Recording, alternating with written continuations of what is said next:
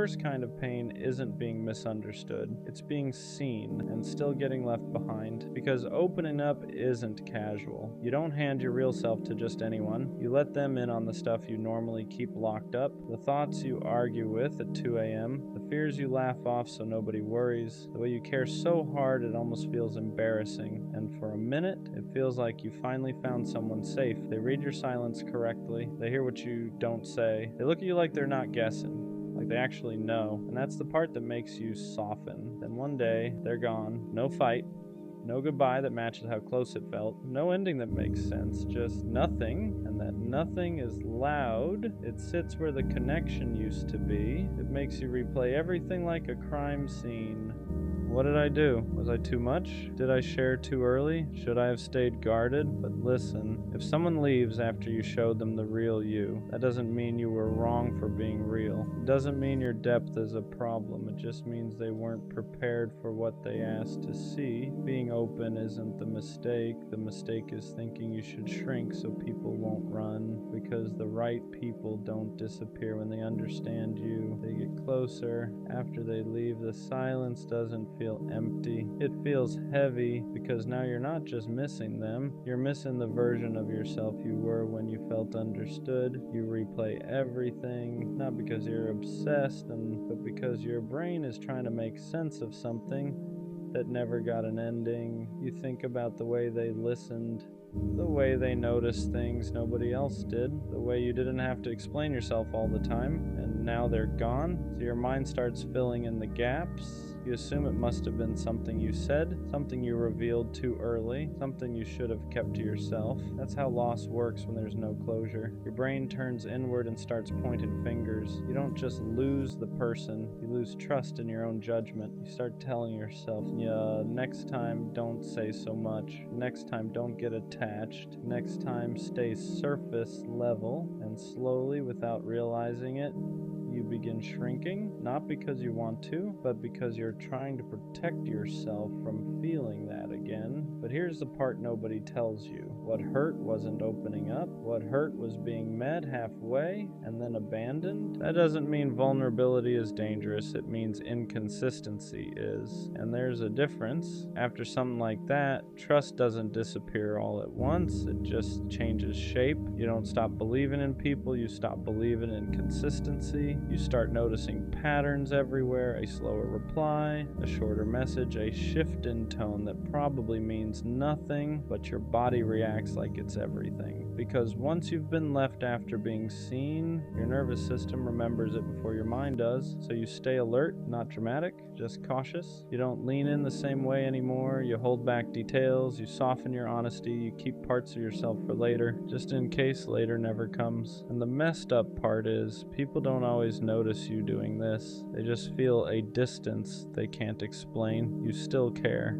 You're still present, but there's a layer of protection now, like glass between you and them, and you hate that because you remember how it felt before, how natural it was to let someone know you, how easy it felt to just exist without guarding every word. Now every connection feels like a risk assessment. This safe? Will they stay? Am I getting too close again? You don't ask these questions out loud, you just feel them, and slowly you start mistaking caution for growth. You tell yourself you're being mature, when really you're just afraid of reliving the same ending. But here's the truth. Trust didn't break because you opened up. It broke because someone showed you intimacy without responsibility, and that's not your fault. After being left like that, most people learn the wrong lesson. They think the problem was caring too much. They think the solution is to care less, so they start editing themselves. They become easier, quieter, less honest, less intense. They tell themselves, next time don't go so deep, next time don't show everything, next time stay in control. But all that really does is teach you how to survive connection, not how to experience it. You don't stop wanting closeness. You just start rationing it. You give people pieces instead of presence, versions instead of truth, highlights instead of depth, and then you wonder why connections feel empty now, why conversations don't hit the same, why nobody really knows you anymore, why being around people still feels lonely. It's because you didn't heal. You You adapted. You learned how to avoid pain, not how to build something real again. And here's the hard truth. If someone can only stay when you're small, they were never meant to know you fully. Shrinking yourself doesn't protect you. It just delays the same outcome. Because the people who leave when you're honest would have left eventually anyway. All hiding does is make you lose yourself before they're even gone. At some point, you have to unlearn the lie that your depth is what pushed them away. Because if depth were the problem, it would hurt everyone the same. But it doesn't. Some people lean into it, others panic. And the difference has nothing to do with you. Depth only feels overwhelming to people who haven't met themselves yet. To someone who avoids their own emotions, your honesty feels like pressure, your awareness feels like exposure, your care feels like responsibility. So they leave. Not because you were too much, but because staying would have required them to show up in ways they weren't ready for. And that's important to understand. You weren't asking for perfection. You weren't asking for forever. You were just asking for presence, consistency, communication, effort that matched the closeness they accepted. That's not intensity, that's basic emotional accountability. But when someone isn't capable of that, they label it as too deep because it's easier than admitting they don't know how to stay. So no, your depth wasn't the problem. The problem was inviting someone into a space they didn't know how to hold. And that doesn't mean you should become lighter. It means you should become more selective. After something like this, a lot of people start punishing themselves without realizing it. They replay the moment over and over, looking for where they went wrong. They tell themselves, I should have seen it coming, I should have known better, I should have protected myself. But that's not growth, that's blame dressed up as reflection. You didn't fail by trusting, you didn't mess up by being open, you didn't lose because you cared, you just encountered someone who could only meet you halfway. And instead of letting that truth land, you turned it inward. You started questioning your instincts, your emotions, your ability to choose people. That's how one loss turns into self-doubt. You don't just grieve the person, you grieve your confidence in yourself, and slowly you start believing that maybe you're bad at choosing, that maybe your judgment can't be trusted. But here's what matters. You didn't misjudge their potential. You misjudge their capacity? Those are not the same thing. Someone can see you, feel close to you, even care about you, and still not be capable of staying. That doesn't mean your instincts are broken. It means you gave someone access before you saw their limits clearly. That's not something to punish yourself for. That's something to learn from without hardening, because the goal isn't to trust less, it's to trust wiser. Opening up again after something like that feels risky, not because you don't want connection, but because you don't want to disappear inside it. You move slower this time, not closed, just intentional. You stop rushing closeness. You let consistency show itself before attachment does. You watch how someone handles honesty, not just how they respond to it, because being open doesn't mean being available to everyone. It means choosing who earns access. You learn that real safety isn't instant chemistry. It's follow-through. It's effort that doesn't fade when things get quiet. It's someone staying curious instead of pulling away. And you stop over-explaining yourself. You don't justify your needs. You don't apologize for caring. You don't chase clarity from people who disappear. Instead of communicate, that's not walls, that's boundaries. You realize you don't need to prove your depth anymore. The right people recognize it without being overwhelmed. And for the first time, opening up doesn't feel like self-abandonment. It feels like alignment. You're still honest, still real, still deep, just no longer handing your heart to people who haven't shown they can hold it. At the end of all this, you start to understand something important. The people who stay don't make you feel confused. They don't disappear when things get real. They don't make you guess where you stand. They don't make you question whether being yourself was a mistake. They stay because they see you, not in spite of it. They don't flinch at your depth. They don't rush you to be easier. They don't treat your honesty like a burden. They meet you with steadiness, not perfection, not constant intensity, just consistency. And that's how you know. because real connection doesn't feel like walking on glass. It doesn't make you anxious after silence. It doesn't leave you replaying everything you said. It feels calm, grounded, safe in a way that doesn't need explaining. You stop wondering if you're too much. You stop preparing yourself for disappearance. You stop shrinking to be kept. And you realize something quietly powerful. The people who left weren't proof that you were hard to love. They were proof that you were inviting people into a depth they hadn't earned yet. And that's not something to regret, because being seen was never a mistake. Being honest was never a flaw. Caring deeply was never the wrong move. The right people won't vanish once they understand you. They'll stay because of it. The worst kind of pain isn't being misunderstood. It's being seen and still getting left behind. Because opening up isn't casual. You don't hand your real self to just anyone. You let them in on the stuff you normally keep locked up, the thoughts you argue with at 2 a.m., the fears you laugh off so nobody worries, the way you care so hard it almost feels embarrassing, and for a minute it feels like you finally found someone safe. They read your silence correctly. They hear what you don't say. They look at you like they're not guessing, like they actually know. And that's the part that makes you soften. Then one day, they're gone. No fight, no goodbye that matches how close it felt. No ending that makes sense, just nothing. And that nothing is loud. It sits where the connection used to be. It makes you replay everything like a crime scene. What did I do? Was I too much? Did I share too early? Should I have stayed guarded? But listen, if someone leaves after you showed them the real you, that doesn't mean you were wrong for being real. It doesn't mean your depth is a problem. It just means they weren't prepared for what they asked to see. Being open isn't the mistake. The mistake is thinking you should shrink so people won't run.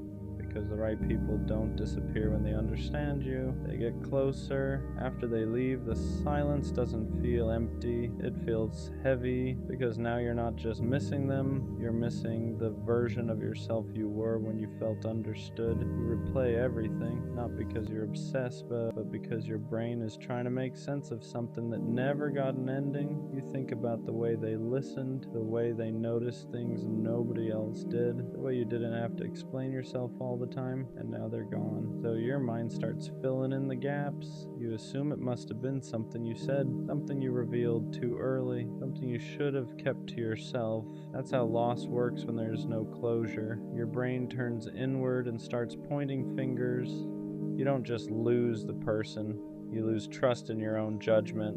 You start telling yourself, next time, don't say so much. Next time, don't get attached. Next time, stay surface level. And slowly, without realizing it, you begin shrinking. Not because you want to, but because you're trying to protect yourself from feeling that again. But here's the part nobody tells you. What hurt wasn't opening up. What hurt was being met halfway and then abandoned. That doesn't mean vulnerability is dangerous. It means inconsistency is. And there's a difference. After something like that, trust doesn't disappear all at once. It just changes shape. You don't stop believing in people. You stop believing in consistency. You start noticing patterns everywhere. A slower reply, a shorter message, a shift in tone that probably means nothing, but your body reacts like it's everything, because once you've been left after being seen, your nervous system remembers it before your mind does. So you stay alert, not dramatic, just cautious. You don't lean in the same way anymore. You hold back details. You soften your honesty. You keep parts of yourself for later, just in case later never comes. And the messed up part is, people don't always notice you doing this. They just feel a distance they can't explain. You still care. You're still present. But there's a layer of protection now, like glass between you and them. And you hate that because you remember how it felt before. How natural it was to let someone know you. How easy it felt to just exist without guarding every word. Now every connection feels like a risk assessment. Is this safe? Will they stay? Am I getting too close again? You don't ask these questions out loud. You just feel them. And slowly you start mistaking caution for growth. You tell yourself you're being mature, when really you're just afraid of reliving the same ending. But here's the truth.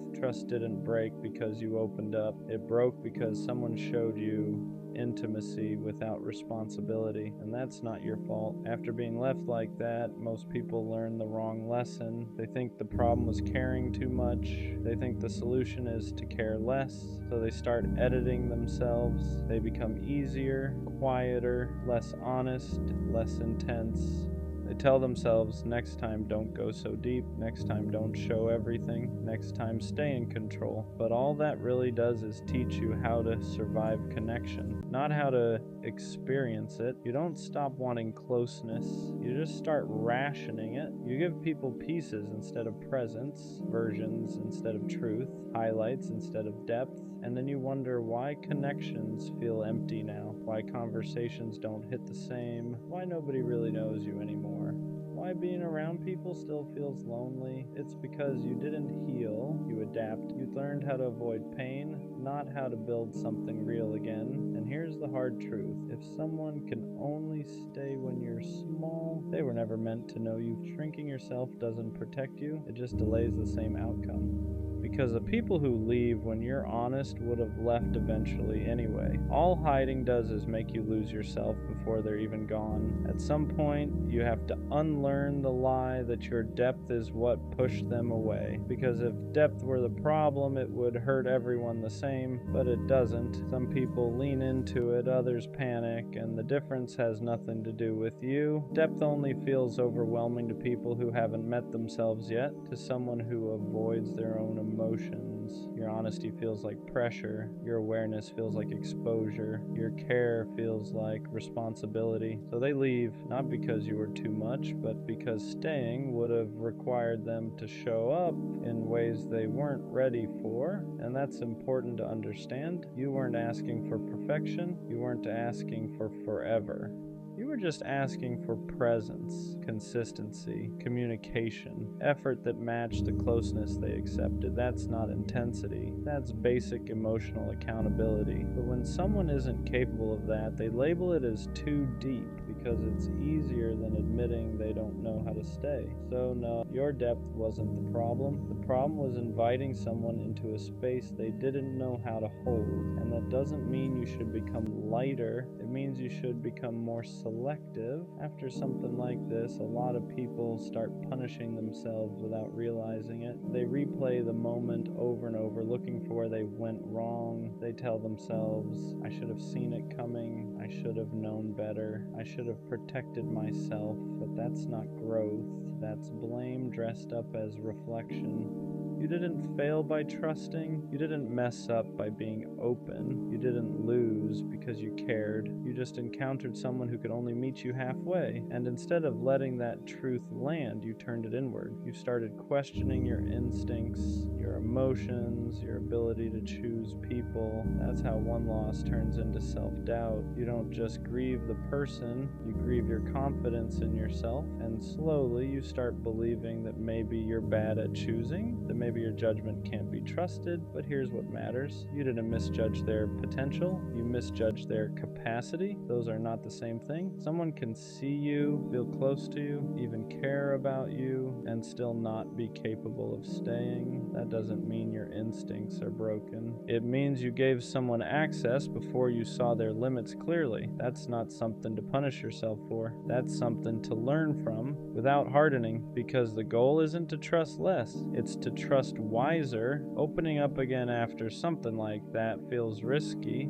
Not because you don't want connection, but because you don't want to disappear inside it, so you move slower this time, not closed, just intentional. You stop rushing closeness. You let consistency show itself before attachment does. You watch how someone handles honesty, not just how they respond to it, because being open doesn't mean being available to everyone. It means choosing who earns access. You learn that real safety isn't instant chemistry. It's follow through. It's effort that doesn't fade when things get quiet. It's someone staying curious instead of pulling away. And you stop over explaining yourself. You don't justify your needs. You don't apologize for caring. You don't chase clarity from people who disappear instead of communicate. That's not walls, that's boundaries. You realize you don't need to prove your depth anymore. The right people recognize it without being overwhelmed, and for the first time, opening up doesn't feel like self-abandonment. It feels like alignment. You're still honest, still real, still deep, just no longer handing your heart to people who haven't shown they can hold it. At the end of all this, you start to understand something important. The people who stay don't make you feel confused. They don't disappear when things get real. They don't make you guess where you stand. They don't make you question whether being yourself was a mistake. They stay because they see you, not in spite of it. They don't flinch at your depth. They don't rush you to be easier. They don't treat your honesty like a burden. They meet you with steadiness, not perfection, not constant intensity, just consistency. And that's how you know. Because real connection doesn't feel like walking on glass. It doesn't make you anxious after silence. It doesn't leave you replaying everything you said. It feels calm, grounded, safe in a way that doesn't need explaining. You stop wondering if you're too much. You stop preparing yourself for disappearance. You stop shrinking to be kept, and you realize something quietly powerful. The people who left weren't proof that you were hard to love. They were proof that you were inviting people into a depth they hadn't earned yet. And that's not something to regret, because being seen was never a mistake. Being honest was never a flaw. Caring deeply was never the wrong move. The right people won't vanish once they understand you. They'll stay because of it. Some nights, I stay up hugging my pillow pretending it's someone. Not because I'm dramatic, but because it gets lonely when no one chooses you. You start wondering if love just missed you, if maybe everyone else got picked and you were the one who got skipped over. I tell myself I'm fine being alone, and most days I am. But late at night, when the world is quiet, that's when the question comes back. Will love ever find me? Or am I just meant to imagine it? I think the hardest part is not the loneliness. It's feeling like you have so much love to give and nowhere to put it, no hands to hold, no one to come home to, just you, your thoughts, and the same hope you keep tucking away every morning.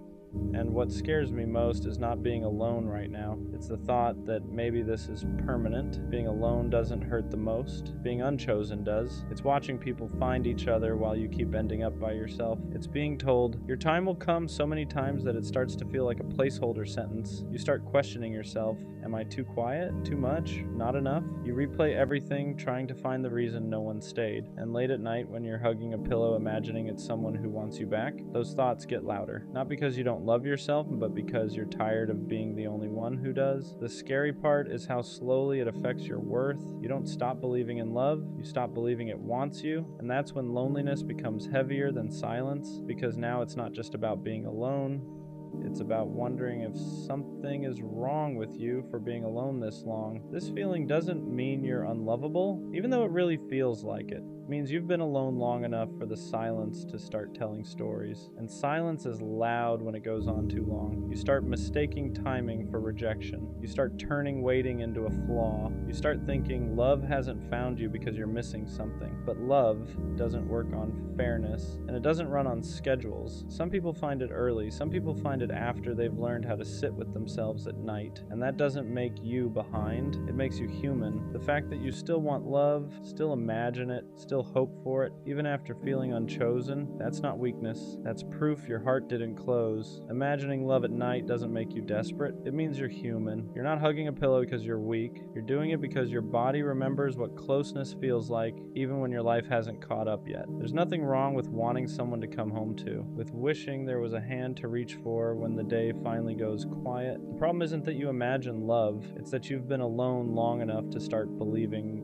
wanting it is something you need to outgrow. But love isn't something you mature out of, it's something you wait for without turning against yourself in the meantime. You don't need to shame the part of you that still hopes at night. That part is just proof you haven't gone numb, and as long as you haven't gone numb, love hasn't missed you. Loneliness at night doesn't get to decide your future. Even when it feels endless, nights are heavy because they strip everything down. No distractions, no noise, just you and the question you try not to ask during the day. But night feelings aren't prophecies. fantasies. They're just unmet needs speaking when everything else is quiet. Being alone right now doesn't mean you'll always be alone. And being unchosen so far doesn't mean you're unchoosable. It just means you haven't been met yet. There's a difference. You're not behind. You're not forgotten. You're not running out of time.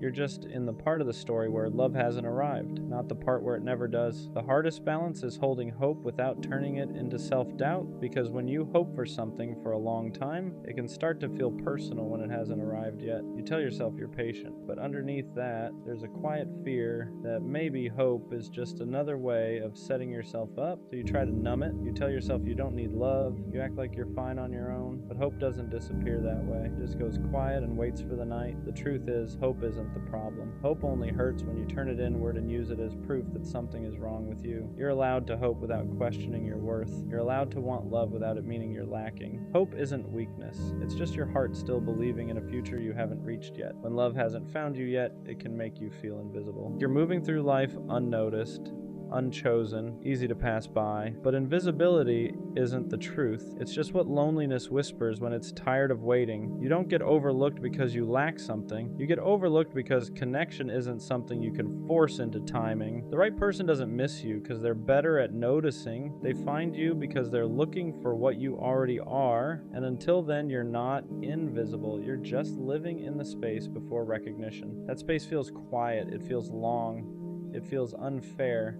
but it isn't empty.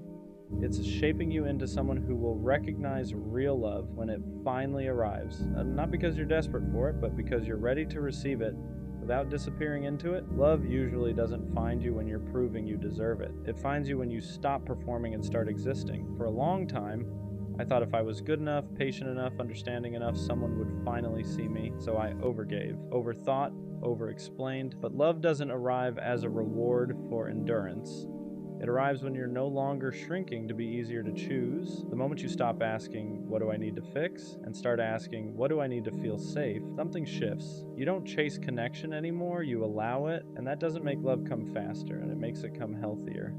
Because the love that finds you then isn't choosing you because you tried hard enough. It's choosing you because you're finally standing still as yourself. Waiting is hard because it's empty time. Not empty in life, but empty in connection. You're still living, still growing, still doing everything you're supposed to do, but there's no one to share the quiet with, and that's where loneliness sneaks in. The difference between waiting and loneliness is what you tell yourself while you're there. Loneliness says, nothing is happening because I'm not enough. Waiting says, something hasn't arrived yet, and that's not a reflection of my worth. Learning to sit in the waiting doesn't mean pretending you don't want love. It means refusing to let the absence of it turn into self-blame. You can want love deeply and still treat yourself gently in the meantime. You can feel the quiet without letting it convince you that this is all there will ever be, because waiting isn't where your story ends. It's just the space between who you've been and who you're about to meet. There's a moment when hope stops hurting, not because love arrived, but because you stop fighting yourself while waiting. You stop asking the question every night with fear in it. You still want love, you still imagine it, but it no longer feels like your life is on hold without it. Hope becomes something gentle, something you carry, not something that weighs you down. You realize love finding you was never about being chosen faster or proving you're worthy enough. It was about becoming someone who doesn't disappear while waiting to be seen. And when that shift happens, loneliness loosens its grip, not because you're no longer alone, but because you're no longer against yourself. That's when hope becomes safe again, and that's usually right before love finally knows where to find you. Some nights you still wish someone was there, and that doesn't mean the healing didn't work.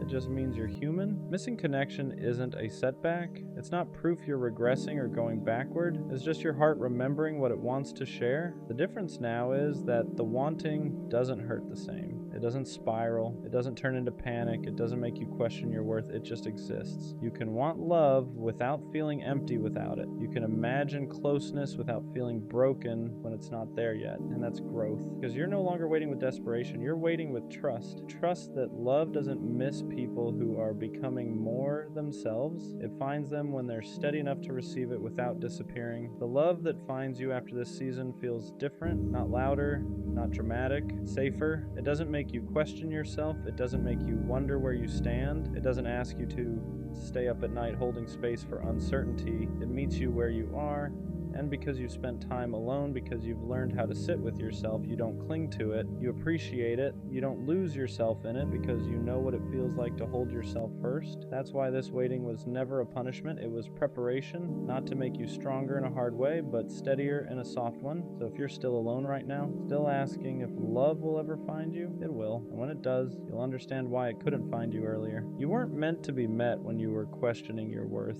You were meant to be met when you finally believed you were already enough. If you're asking that question right now, it doesn't mean you're behind, it means you're honest. You're honest about wanting connection, about feeling alone sometimes, about hoping there's more than just nights where you hug a pillow and imagine what could be. And that honesty matters. Love doesn't find people who gave up on it. It finds people who stayed open even when it hurt. People who learned how to be alone without becoming bitter, who waited without turning against themselves. So no, love didn't miss you. It just hasn't arrived yet. And when it does, it won't feel like something you chased or finally earned. It'll feel like something that recognizes you, like it knew where you were the whole time, and suddenly those nights won't feel so heavy anymore. Not because you forgot them, but because they led you right where you were meant to be. One day you won't ask the question anymore, not because love arrived overnight, but because you stopped measuring your life by what's missing. You'll still want connection, you'll still imagine it sometimes, but it won't feel heavy. You'll realize you didn't waste these nights. You were learning how to stay gentle in a quiet season. And that matters, because the love that eventually finds you won't have to convince you that you're worth choosing. You'll already know. And when someone finally holds you, it won't feel like something you waited forever for. It'll feel like something that arrived right when you were ready to be seen, not as someone hoping to be chosen, but as someone whole. I owe you an apology, not the kind that fixes things, not the kind that makes the pain disappear, just the honest kind. I couldn't meet you where you stood. I didn't show up the way you deserved. I didn't give you my time, my focus, or the version of me you believed in. And I hate that because you didn't ask for much. You just wanted consistency, you just wanted effort, you just wanted me to stay. And the truth is, I didn't walk away because I didn't care. I walked away because I cared and still felt lost. For a moment, you broke through everything I built to protect myself. The walls were down, I was open again. I remembered how to feel without fear, how to love without keeping score. I was that version of myself I thought was gone.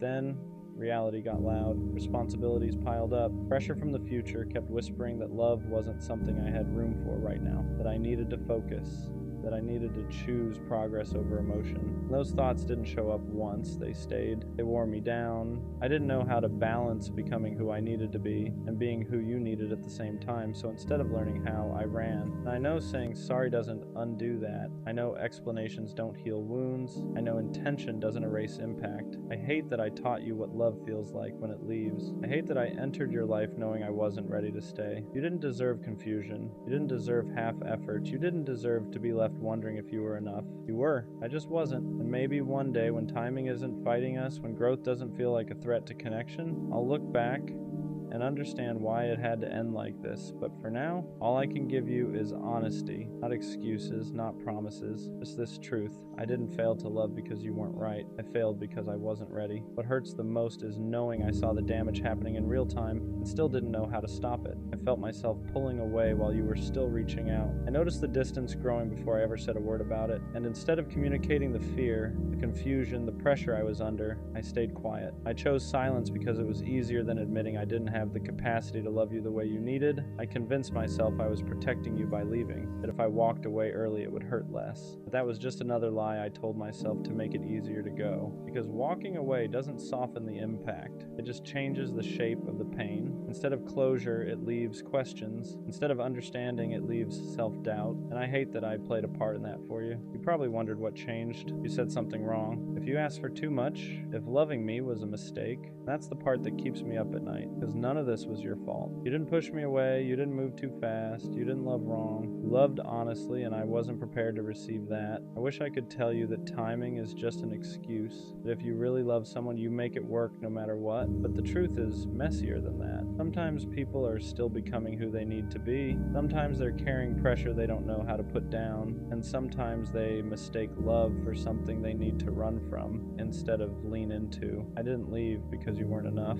I left because I felt like I was failing at everything at once, and instead of asking for patience, I chose distance. I know apologies don't fix what's broken. I know understanding doesn't erase the hurt, but if there's one thing I hope you never forget, it's this. You didn't lose me because you loved too much. I lost you because I didn't know how to stay. There's a weight that comes with being the one who leaves. People think the person who walks away always has it easier. But that's not true. Walking away doesn't mean you stop feeling. It just means you carry the guilt quietly. You replay moments where you should have stayed, moments where you should have fought harder, moments where you almost turned around but didn't. I still think about the way you looked at me when you trusted me, the way you believed in something I wasn't brave enough to hold on to. That kind of trust stays with you. It doesn't disappear just because the relationship ended. It becomes a reminder of what you weren't ready to protect. I know from the outside it probably looks like I chose myself, like I chose my future over you, but it never felt like a clean choice. It felt like failing two things at once, losing you and losing the version of myself that finally felt understood. I didn't walk away empowered, I walked away conflicted. Some nights I wonder what would have happened if I stayed, if I tried harder to balance everything instead of running from it, if I learned how to grow with you instead of convincing myself I had to grow alone. But wondering doesn't change reality. It just reminds me that timing can ruin something real if you let fear lead the decision. I hope you never think I took your love lightly. I felt it, I just didn't know how to carry it without dropping everything else in my life. And instead of learning how, I chose the easier pain. The pain of absence instead of the pain of effort. If you ever question your worth because of how I left, please don't. The fact that I felt safe enough to open up, even briefly, says everything about you. The fact that I couldn't stay says everything about where I was, not who you are. There's something I never said out loud, and maybe I should have. Leaving didn't make things quieter in my head. It made them louder, because once you're gone, there's no distraction from the truth, no comfort of your presence, no reassurance to lean on when doubt creeps in, just you, alone, facing the consequences of the choice you made. I had to sit with the fact that I hurt someone who only wanted to love me right, that I walked away from something genuine because I was scared of not being enough in the future I was chasing. And fear has a way of disguising itself as logic. It tells you you're being responsible, when really you're just running. I told myself I'd come back when things settled down, when life felt more manageable, when I had my priorities straight. But life doesn't pause to give you a second chance at people. And by the time you realize what you lost, the door is usually already closed. What I regret most isn't just leaving. It's not explaining myself fully while I was still there. I didn't give you the clarity you deserved. I let you fill in the blanks on your own, and that's unfair. Silence leaves room for self-blame, and you never deserve to carry that. You probably questioned if the love was real, if the moments meant anything. They did, every single one. The meaning alone isn't always enough to keep two people together when one of them doesn't know how to stay grounded. I'm learning now that growth doesn't have to come at the cost of connection, that ambition and love aren't enemies, that sometimes the bravest thing isn't walking away, but learning how to hold two things at once. I just wish I learned that lesson sooner. The hardest part to accept is that some lessons only make sense after the damage is done. I didn't understand back then that love isn't something you pause and come back to later. When life is more convenient, love happens in the middle of the chaos, and the uncertainty, and the balancing act you're scared you'll fail at. And I failed because I thought I had to choose one path or the other. I thought I had to become someone first before I could love you properly. I didn't realize that loving you could have been part of becoming that person. Instead, I treated love like a distraction instead of support, like something I had to set aside instead of something that could have helped carry the weight. Now I see how unfair that was to you. You were willing to grow alongside me. You weren't asking for perfection. You were asking for presence, for effort, for honesty. And instead of trusting that, I doubted myself so much that I made the choice for both of us. There's a strange loneliness that comes with choosing growth the wrong way. You make progress, but it feels hollow. You reach milestones and realize there's no one to share them with. And that's when it hits you that success without connection can still feel empty. I don't regret wanting more out of life. I regret not knowing how to include you in that vision. I regret thinking I had to do everything alone, because strength isn't isolation. Strength is knowing when to lean on someone who's willing to stand with you. If I could say one thing without apologizing again, it would be this: don't let my fear make you afraid to love again. Don't let my timing convince you that you asked for too much. You didn't. It just wasn't ready to rise to the moment. There's a quiet regret that doesn't show up right away. It creeps in later when life slows down and you finally have time to reflect. When the noise fades and you're left alone with the truth. That regret isn't loud or dramatic, it's subtle. The realization that you let go of something real. because you were afraid of not being able to handle it. I used to think walking away meant I was choosing myself. Now I understand that choosing yourself doesn't always mean leaving. Sometimes it means staying and learning how to show up better, and I didn't know how to do that back then. I thought distance would give me clarity. All it really gave me was perspective. I wish I had sooner. I see now how rare it is to find someone willing to love you while you're still figuring yourself out.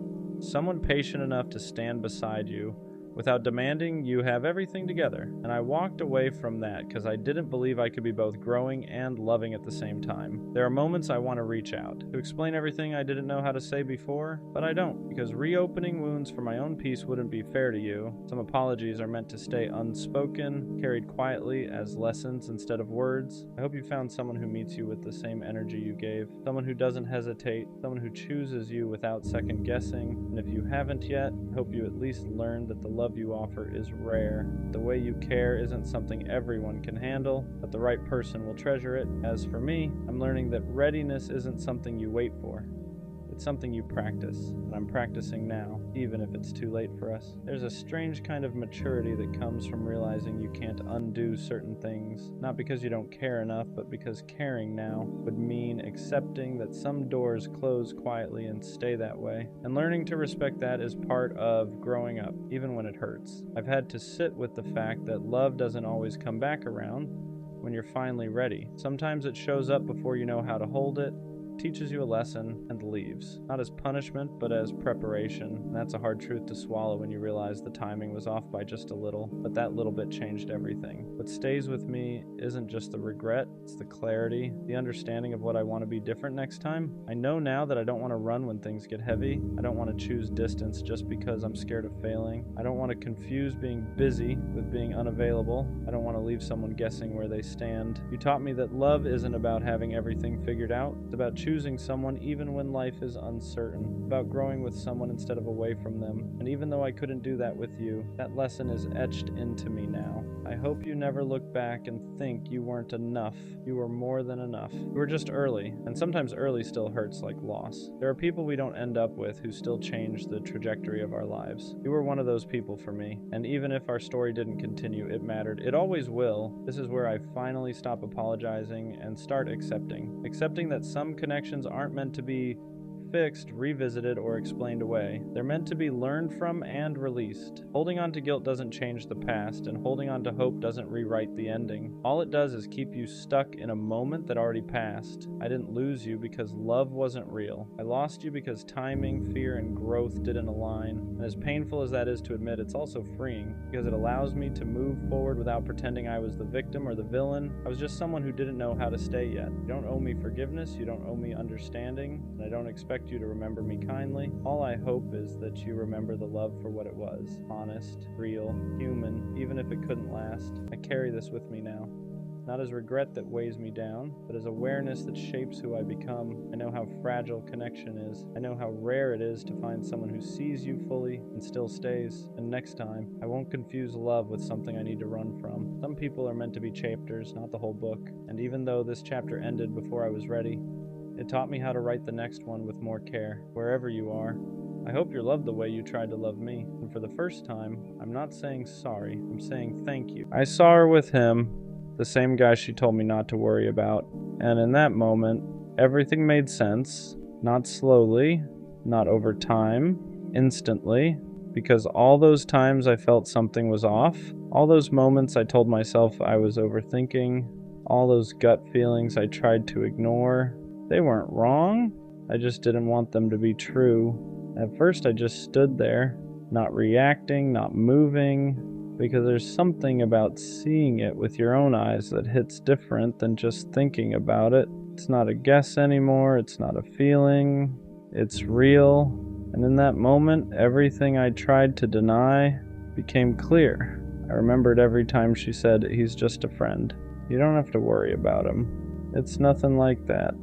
And I believed her, not because I was naive, but because I trusted her, and that's what made it hurt more. Not just seeing them together, but realizing I defended something that was already falling apart. All those moments where my gut told me something was off, I ignored them, because I didn't want to be that guy.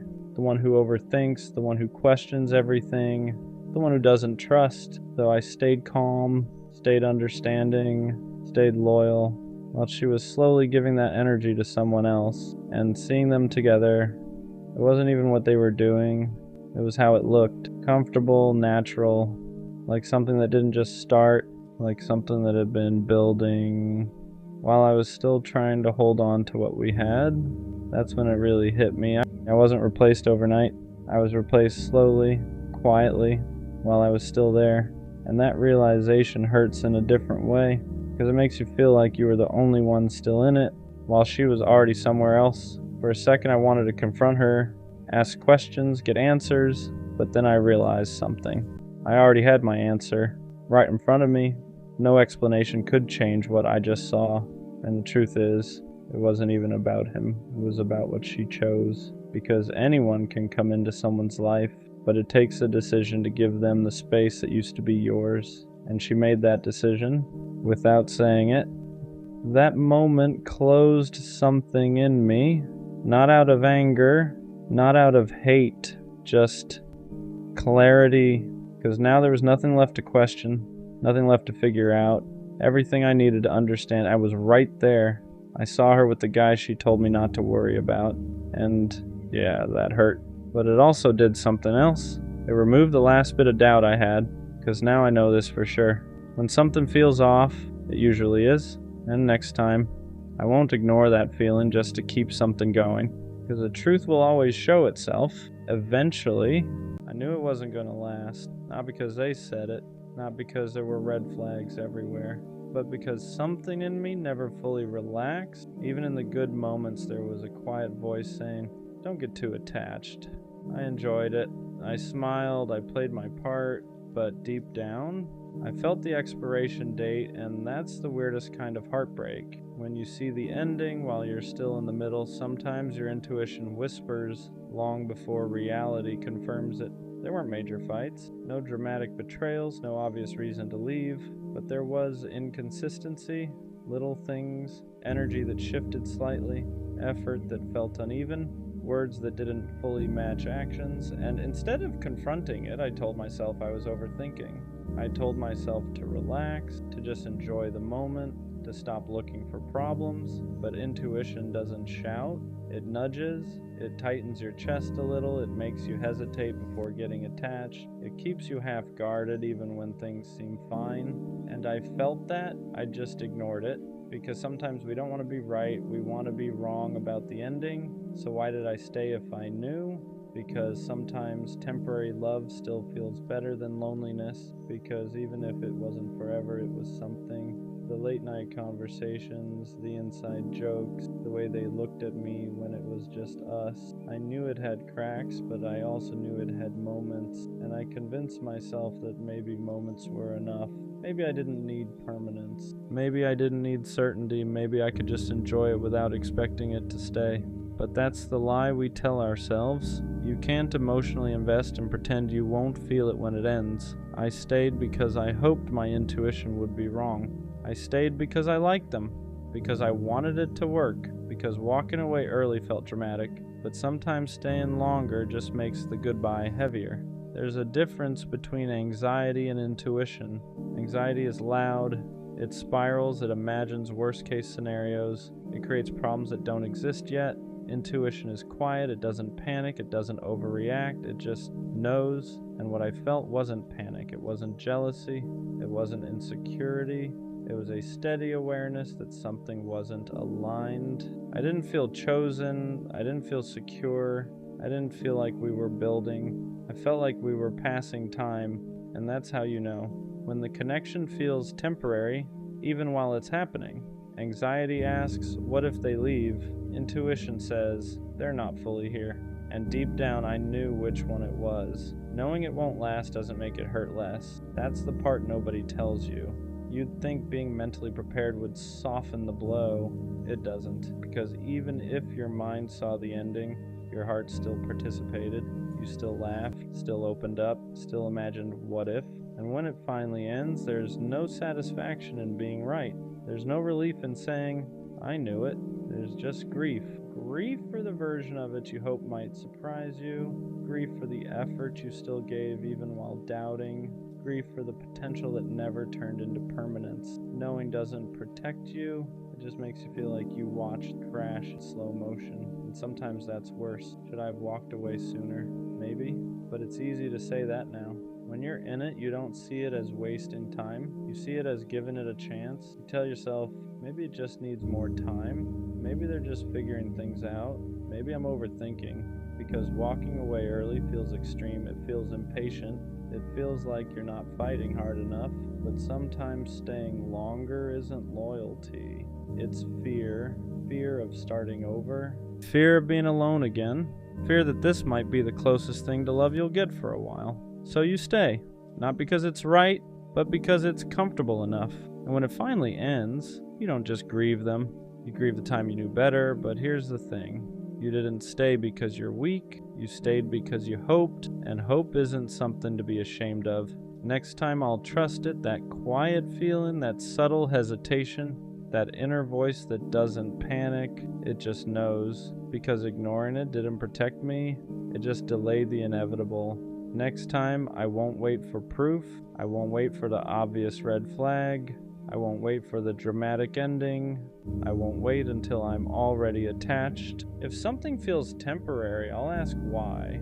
If something feels uneven, I won't convince myself it's balanced. If someone feels half in, I won't invest fully. Not from a place of fear, from a place of alignment.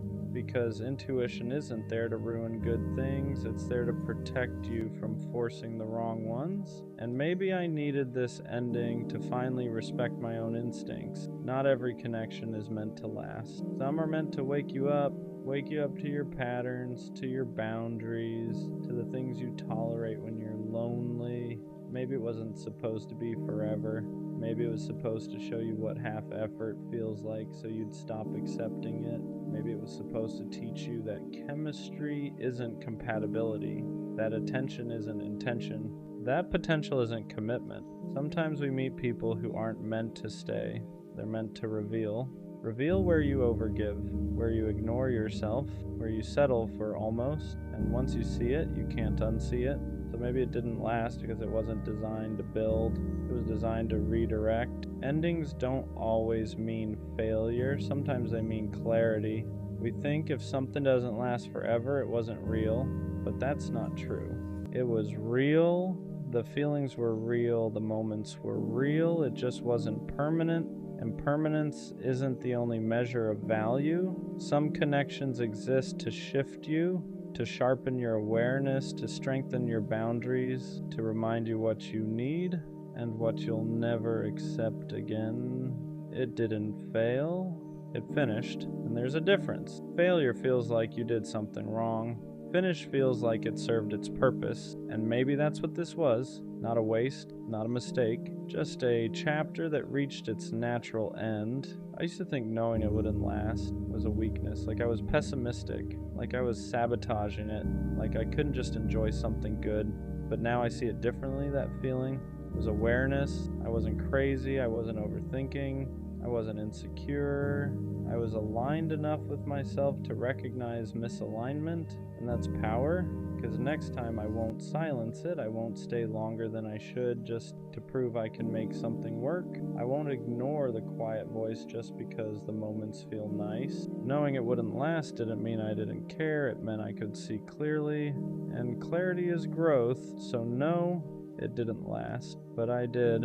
I walked away more aware, more grounded, more in tune with myself. And next time, if it's meant to last, I won't have to convince myself of it. I'll feel that too. I really thought she was different, not in a cliche way. Not in that she's not like other girls type of thinking. I mean, I genuinely believe she moved differently because from the start, she didn't feel like everyone else. She listened, she asked questions, she made it seem like she actually cared about what I was saying. And that's rare, especially now. So when I felt that kind of energy from her, I didn't hesitate. I opened up. I let my guard down faster than I normally would. Because when you think someone is different, you stop protecting yourself the same way. You start believing this might actually be something real. And for a while, it felt like it was. The conversations were easy. Nothing felt forced. It felt like we were naturally building something without trying too hard. And that's what convinced me the most, because real connections aren't supposed to feel complicated. They're supposed to feel natural.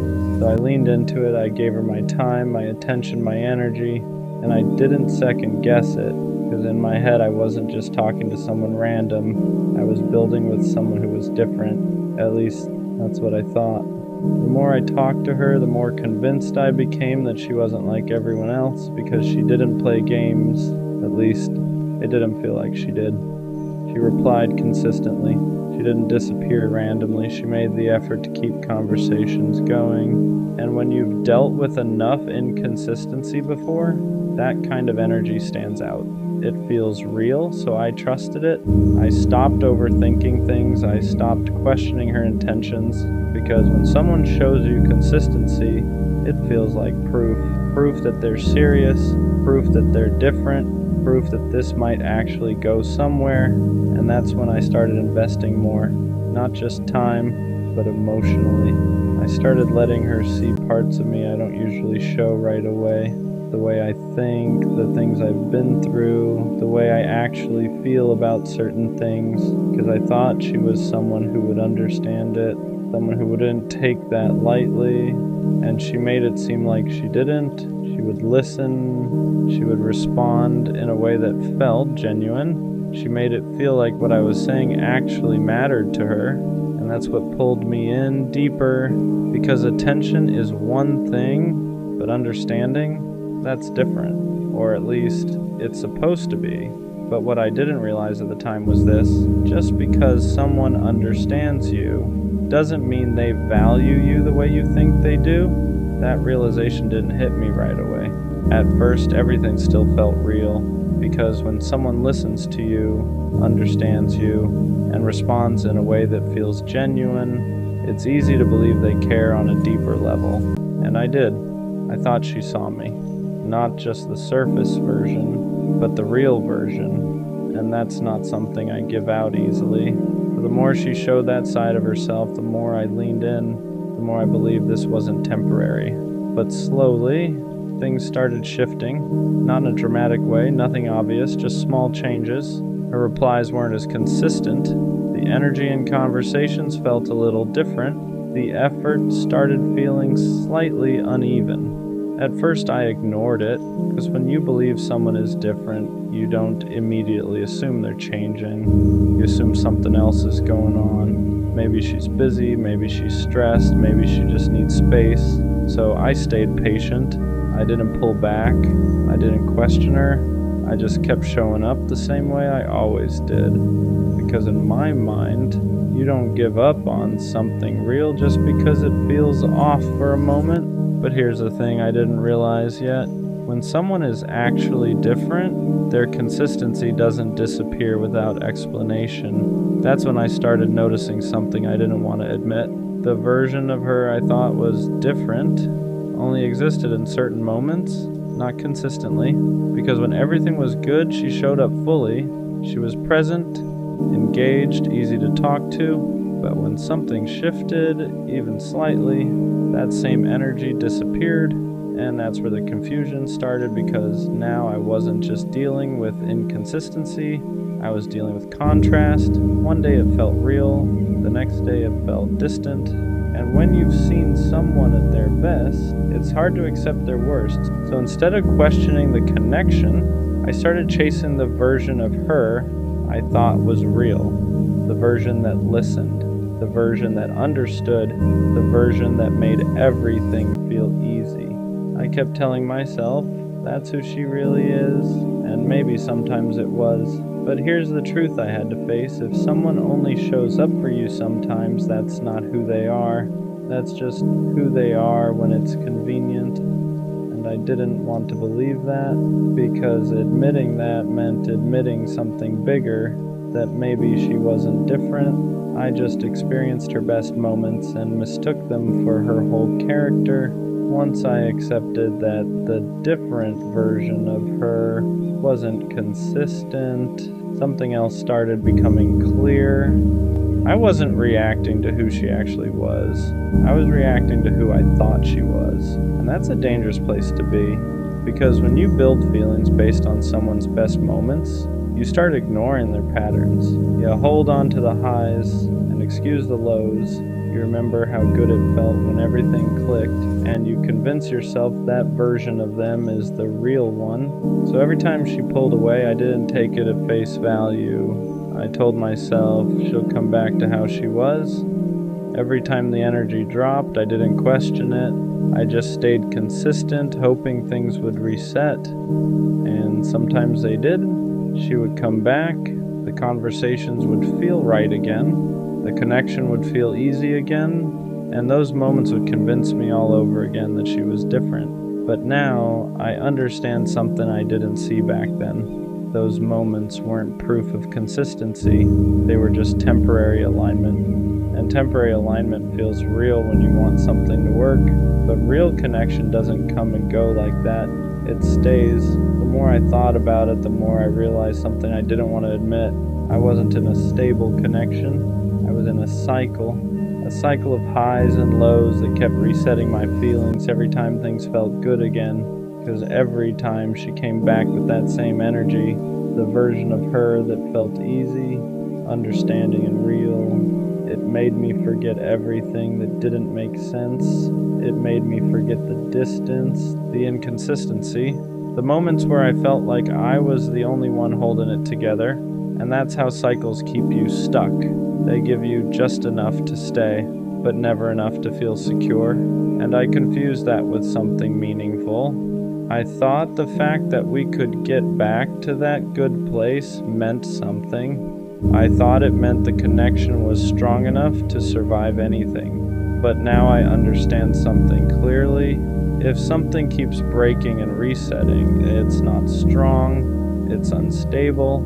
And I was calling instability different because I didn't want to accept that it wasn't what I thought it was.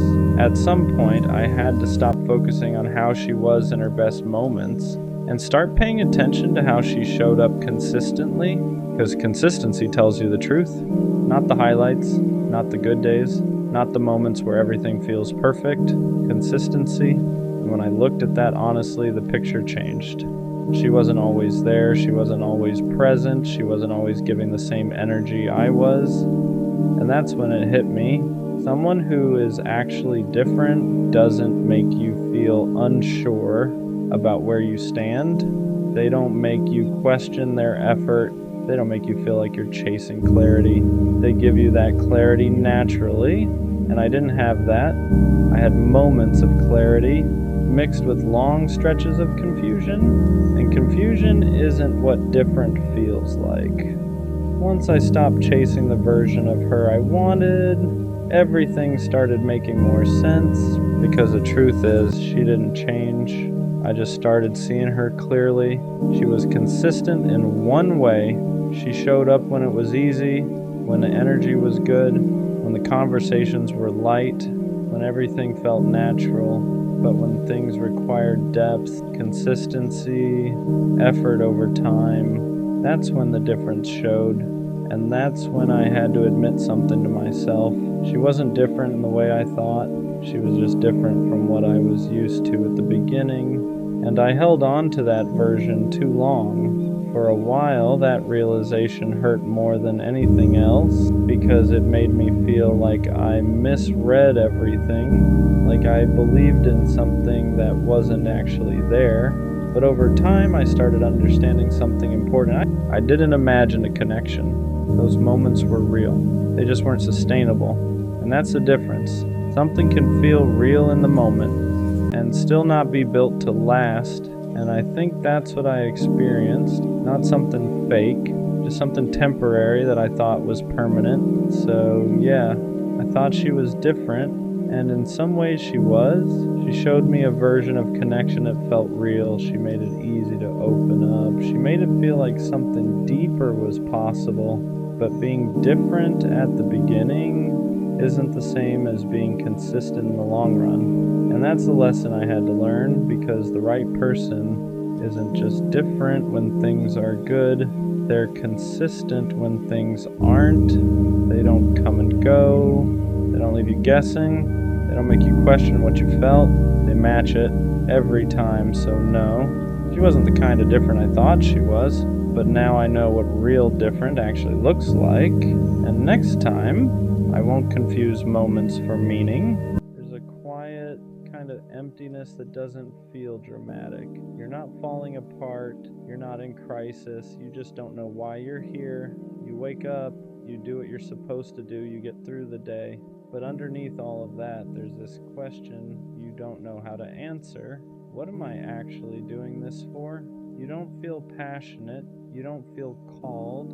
You don't feel like anything is pulling you forward. And that scares you because everyone else seems so sure of where they're going. Having no purpose doesn't feel like sadness. It feels like drifting, like life is happening around you and you're just present for it, and no one really talks about that part. Not having a purpose doesn't mean you're failing, even though it feels like everyone else got some kind of direction you never received. Purpose isn't something people find all at once. It's not a switch that flips or a calling that suddenly appears. Most people are just moving forward with something small and calling it certainty. So when you don't feel that pull, you assume something is wrong with you. But a lack of purpose often comes from pressure to have a passion, pressure to be exceptional, pressure to turn your life into something meaningful as soon as possible. And when nothing fits, you feel empty, not because you lack value, but because you're tired of forcing meaning where it doesn't exist yet. You're not behind, you're just in a season where life hasn't revealed what it wants from you. And that's more common than anyone admits. Purpose usually doesn't appear because you thought hard enough about it.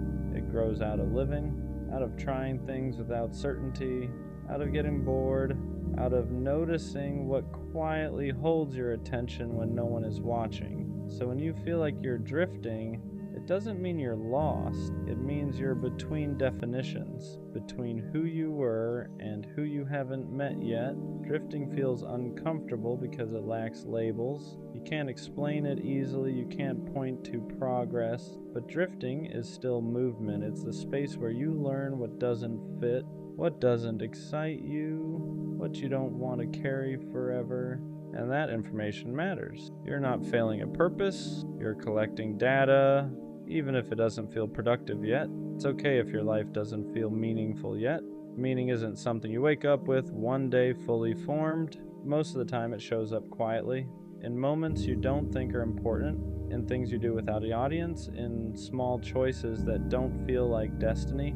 The problem is we're taught to look for purpose as something big, a passion, a mission, a reason that explains everything. So when life feels ordinary or unclear or slow, you assume you're missing it. But meaning isn't always loud. Sometimes it's just learning how to care about something again. How to show up for one thing, one day at a time, without needing it to define your whole life. Not having purpose right now doesn't mean you never will. It just means you're still listening. Not knowing your purpose can actually protect you, because when you feel pressured to decide too early, you end up choosing something just to stop the discomfort. A path that looks good, a goal that sounds impressive, a version of purpose that belongs more to expectations than to you. And then you spend years trying to convince yourself it fits. Being unsure right now means you haven't locked yourself into the wrong story yet. It means you're giving yourself time to notice what feels honest, not just acceptable. Purpose that's chosen out of fear usually feels heavy. Purpose that grows naturally feels lighter even when it's hard. So if you're in the in-between, don't rush to label it. This pause isn't wasted time, it's you refusing to commit to a life that doesn't feel like yours. Purpose rarely starts as clarity, it starts as curiosity, a small pull towards something you don't fully understand yet, a moment where time passes a little faster than usual, a thought you keep returning to without knowing why, but because it doesn't feel big, you dismiss it. You tell yourself it doesn't count, that it's not serious enough, that it won't lead anywhere. So you wait for certainty instead of following interest, and the waiting feels like emptiness, but purpose isn't found by deciding your whole life at once. It's found by paying attention to what makes you feel slightly more alive than before. You don't need a 5-year plan. You don't need a calling. You just need one small thing that feels honest enough to try. Purpose grows from movement, not answers. Comparing your life to other people's purpose is what makes the emptiness heavier. You see people who seem sure, driven, certain, and you assume they know something you don't. But what you're seeing is confidence, not certainty. Most people choose a direction and grow into it later. They don't start with clarity. So when you compare their path to your uncertainty, you're not being fair to yourself. You're measuring your beginning against someone else's middle. Purpose isn't a race. It's not something you fall behind on. It shows up at different times for different people because it's shaped by experience, not pressure. The more you stop watching where everyone else is going, the easier it becomes to notice what's quietly calling you, and that's where purpose actually starts to form. It's okay if your purpose isn't impressive. Not everything meaningful looks big from the outside. We're taught that purpose has to be visible. A career, a mission, something people can point to and admire. So when what matters to you feels small, you dismiss it. But simple purpose still counts. Being someone who listens well, being steady when others are overwhelmed, creating small moments of calm, showing up quietly, consistently. Not all purpose is loud. Some of it lives in how you treat people, in how you carry yourself through ordinary days, in how you don't make the world heavier just by being in it. If your life feels purposeless right now, it might be because you're looking for something dramatic and missing what's already there. Purpose doesn't always announce itself. Sometimes it's just the way you exist without giving up on yourself. Purpose often becomes clearer after you stop demanding that it explain your whole life. When you're constantly asking, what am I meant to do? Everything feels heavy. Every choice feels permanent, every step feels like a test, but purpose doesn't need to be a full explanation. Sometimes it's just direction, not destiny. When you allow yourself to live without forcing meaning, something softens. You try things without pressure. You follow curiosity without commitment. You let yourself change your mind, and slowly, patterns form. Not all at once, not dramatically, but enough to show you what feels right and what doesn't. Purpose doesn't arrive when you corner it. It shows up when you give yourself permission to live without answers for a while. Having no purpose right now doesn't mean your life is empty. It means it's unfinished. You're not meant to know everything yet. You're not behind for feeling unsure. You're not wasting time just because you don't have a clear direction. Some seasons are for building, some are for resting, and some are simply for becoming. Without labels, without answers, this space you're in isn't meaningless. It's where you're learning what matters to you by noticing what doesn't. Purpose doesn't arrive as a sudden realization.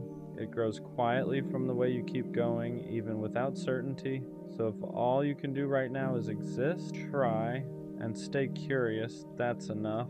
Your life isn't without purpose, it's just still writing it. I know hopeless romantic sounds naive to some people, like it means you don't understand how the world works, but that's not true. A hopeless romantic isn't someone who ignores reality. It's someone who sees it clearly and still chooses love anyway. It's knowing how badly love can hurt and still believing it's worth it. I don't believe in love because I think it's easy. I believe in it because I know how rare it is when it's real. Being a hopeless romantic means you don't just want someone, you want connection. You want the kind of love where attention doesn't wander, where effort isn't forced, where choosing each other feels natural, not strategic. You want late night talks that don't feel rushed, silence that feels comfortable. Inside jokes no one else understands. You want to build a world with one person and let the rest fade into the background? And yeah, you know the risk. You know love can leave scars. You know it can change you. You know it can take pieces of you that don't come back the same. But being a hopeless romantic means you'd rather feel deeply than live safely. You don't want love that's casual. You don't want to act detached. You don't want to pretend you wouldn't be devastated to lose someone you care about. You want to care. You want to choose someone fully and mean it. No exits, no backups, no pretending you're less invested than you are. And that's what makes it hard sometimes, because the world rewards indifference. It praises being unbothered. It treats emotional distance like maturity. So when you show up soft, present, intentional, people call you too much, but you're not too much. You're just not built for shallow love. A hopeless romantic doesn't love this way because they're weak. They love this way because they're brave enough to risk being hurt for something that actually matters. You're not chasing a fantasy. You're chasing alignment, the kind of love that feels steady, not chaotic, intense but safe, deep but mutual. And even if it takes longer, even if you have to wait, even if you get hurt along the way, you don't regret loving like this, because a life without love feels smaller than a life with heartbreak. So no, you won't grow out of it. You won't harden. You won't stop wanting something real. You're a hopeless romantic because you refuse to let the world convince you that love should be shallow, casual, or disposable. And one day, someone will meet you in that same place. They won't laugh at your softness. They won't flinch at your depth. They won't ask you to tone it down. They'll recognize it, and that's when you'll realize you were never hopeless. You were just holding out for something worth believing in. Being a hopeless romantic doesn't mean you believe love will save you. It means you believe it's worth showing up for. It means you don't enter connections casually. You don't date out of boredom. You don't give your heart halfway just to say you tried. When you love, you mean it. You pay attention. You remember small things. You imagine futures without realizing you're doing it. Not because you're delusional, but because that's how your mind works. You see potential where others see risk, and you know that scares people. Some people love with limits, with conditions, with an exit already planned. You don't. You love with the intention to stay if it's right. That's why breakups hit you harder. That's why disappointment lingers longer. That's why you take time to heal. Because when you commit emotionally, you don't do it lightly. People tell you to protect your heart, to be less invested, to stop giving so much. But they don't understand. Loving deeply isn't something you can switch off. It's how you experience the world. You feel things fully. Music hits harder, memories stick longer, connection means more. And yes, that makes life heavier sometimes, but it also makes it meaningful. You don't want love that feels replaceable. You don't want someone who treats you like an option among many. You want to be chosen the same way you choose, intentionally, fully, without hesitation. And until that exists, you'd rather be alone than half present in something shallow. That's the part people miss. A hopeless romantic isn't desperate for love. They're selective. They'd rather wait than cheapen the way they love just to fit in. So when you say you're a hopeless romantic, what you really mean is you still believe connection matters. You still believe loyalty is rare. You still believe love should feel like home, not like a negotiation. And even after heartbreak, after disappointment, after learning how badly love can hurt, you don't shut down. You slow down, you heal, you keep your heart intact, because the world already has enough people who don't care. What it doesn't have enough of are people willing to love honestly without pretending it's easy. And that's not weakness, that's conviction. Being a hopeless romantic isn't about expecting perfection. It's about refusing to treat love like something disposable. It's knowing that connection is rare and not watering it down just to seem unaffected.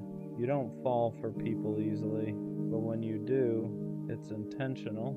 You don't love out of loneliness, you love out of recognition.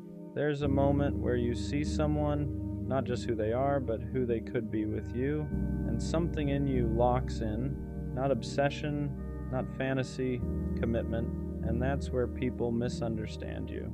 They think you're idealizing, they think you're rushing, They think you're setting yourself up to get hurt, but what they don't see is how much restraint it takes to love like this in a world that treats feelings like liabilities. You know how badly it can go. You've felt the disappointment, the silence, the slow realization that someone didn't choose you the way you chose them, and still, you don't turn cold, you don't reduce love to strategy, you don't keep score, you don't enter connections with a backup plan. Because loving halfway feels worse to you than losing someone you loved fully. You want the kind of love that's unmistakable, where effort doesn't fluctuate, where intentions don't need decoding, where loyalty isn't treated like something rare or surprising. You want love that's steady, not loud, not chaotic, not anxiety disguised as excitement, just real. And yes, that means you get hurt deeper, because when you love, you're all the way in. You don't protect yourself by caring less. You protect yourself by choosing carefully. That's the difference. A hopeless romantic isn't reckless. They're discerning. They'd rather be alone than share space with someone who makes them feel like they're asking for too much just by wanting honesty, effort, and presence. And if that means waiting longer, so be it. Because you're not waiting for attention. You're waiting for alignment. For someone who doesn't flinch at your depth, who doesn't joke about your softness, who doesn't need you to tone it down to make things easier. Someone who sees the way you love and says, good, I do too. So no, you won't stop being a hopeless romantic, not because you haven't learned, but because you've learned exactly what it costs and you've decided it's still worth it. Being a hopeless romantic means you don't know how to love a little. You either feel it or you don't. And when you feel it, it changes the way you move. You start noticing the small things, the way someone texts you when they're busy, the way they remember what you said weeks ago, the way they look at you when you're not trying, and you don't call that doing too much, you call that real. But the world tries to train that out of you. It tells you to be chill, to act like you don't care, to keep your feelings locked up until someone earns them. So you try to play that role, you try to be distant, try to be casual, try to treat love like it's just another thing, and it never works, because that's not who you are. You don't want a connection where you're constantly guessing. You don't want to be with someone who makes loyalty feel rare. You don't want a love that only shows up when it's convenient. You want the kind of love that feels chosen, not maybe, not we'll see, not I'm not sure, chosen. And sometimes that's what makes it lonely, because you keep meeting people who like the attention, but don't respect the intention. People who love the way you make them feel, but don't want to carry the responsibility of caring back, so you end up doing the hardest thing for someone like you. You walk away, not because you stopped loving, but because you finally realized love shouldn't require you to beg for consistency. A hopeless romantic doesn't stay where they're confused. They don't keep giving their heart to someone who treats it like something optional. They'd rather be alone than feel lonely next to someone, and that's not weakness, that's standards. Because if you love deeply, you have to protect that depth, not by becoming cold, but by becoming honest about what you need, and what you need is simple: presence, effort, loyalty, clarity. The kind of love that doesn't make you question yourself for wanting something real. What hurts the most as a hopeless romantic isn't rejection. It's realizing someone enjoyed being loved by you, but never intended to love you the same way. They liked the attention, the consistency, the way you showed up without hesitation, but when it came time to match that energy, to choose you with the same certainty, they hesitated, and that hesitation sticks with you because you don't love casually, you don't give pieces of yourself without meaning to. So when someone accepts your love without offering clarity in return, it feels like betrayal, even if they never promised anything. That's the quiet pain of being a hopeless romantic. You assume people love the way you do, with intention, with follow-through, with the understanding that feelings carry weight, and when they don't, you start questioning yourself. Am I asking for too much? Am I moving too fast? Am I wrong for wanting something solid? But the truth is, you weren't wrong. You were just loving someone who didn't have the same capacity. Some people like being cared for more than they like caring back. They want the benefits of your depth without the responsibility of meeting it, and learning that forces you to grow. Not by loving less, but by loving smarter. You start paying attention to actions, to consistency, to whether someone shows up when it's easy and when it's inconvenient. You stop pouring into people who only give when it suits them, not because you've become colder, but because you've learned your heart isn't something everyone deserves access to. Being a hopeless romantic doesn't mean you accept crumbs. It means you believe in love enough to walk away when it's not being returned honestly. And that's the part people don't see. Your softness comes with strength. Your depth comes with discernment, because loving deeply also means knowing when to stop. Being a hopeless romantic means waiting doesn't scare you. Settling does. You've seen what happens when people accept love that's almost right. They grow quieter, they grow distant, they start convincing themselves that good enough is enough, and you know that could never be you. You don't want a relationship that slowly drains you. You don't want love that feels like compromise from the very beginning. So you wait, not because you think you're better than anyone else, but because you know yourself. You know how deeply you attach, how fully you commit, how once your heart is in, it doesn't wander.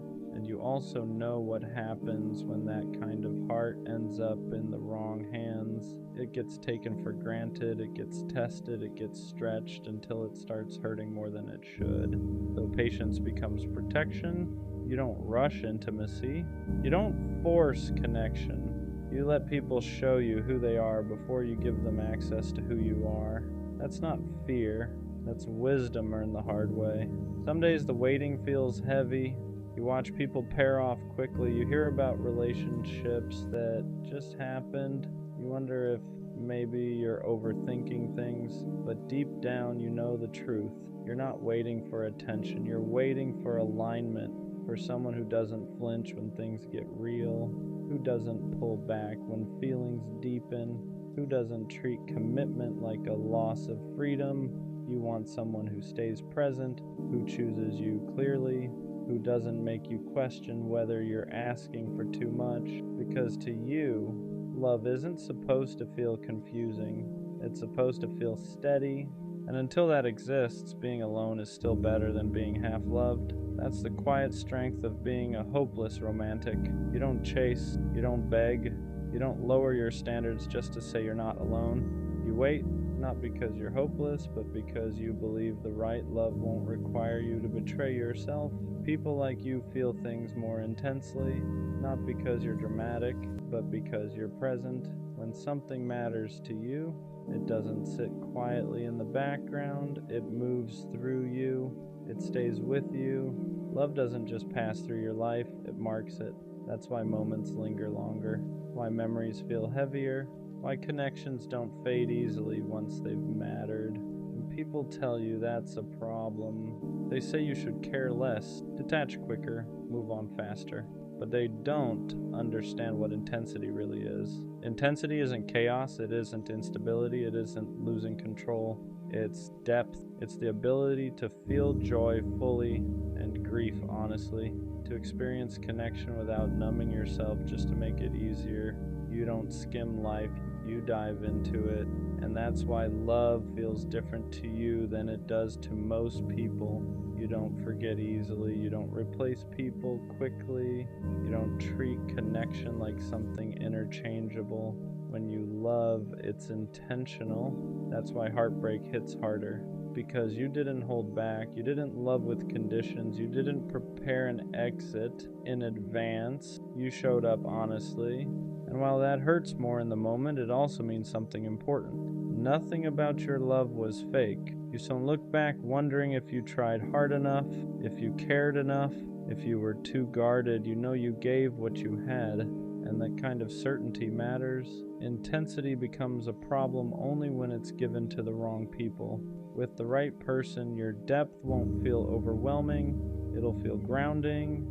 They won't ask you to tone it down. They won't joke about you caring too much. They won't treat your feelings like something they need to manage. They'll meet you there because the truth is the world doesn't need fewer people who feel deeply. It needs more people who aren't afraid to.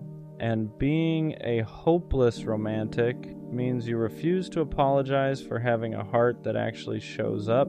At some point, you learn how to guard your heart without becoming guarded. That's a hard balance for someone like you, because you don't want to turn cold. You don't want to love halfway. You don't want to build walls so high that nothing real can get in. But you also know what happens when you give too much, too soon, to someone who doesn't know how to hold it. So you change, not by loving less, but by loving slower. You stop giving access before effort is proven. You stop filling in the gaps when someone shows you inconsistency. You stop romanticizing potential over behavior, and that doesn't feel natural at first, because you're used to leading with your heart, used to giving people the benefit of the doubt, used to assuming good intentions, but experience teaches you something important. Being open doesn't mean being unprotected. You can still be warm without being available to everyone.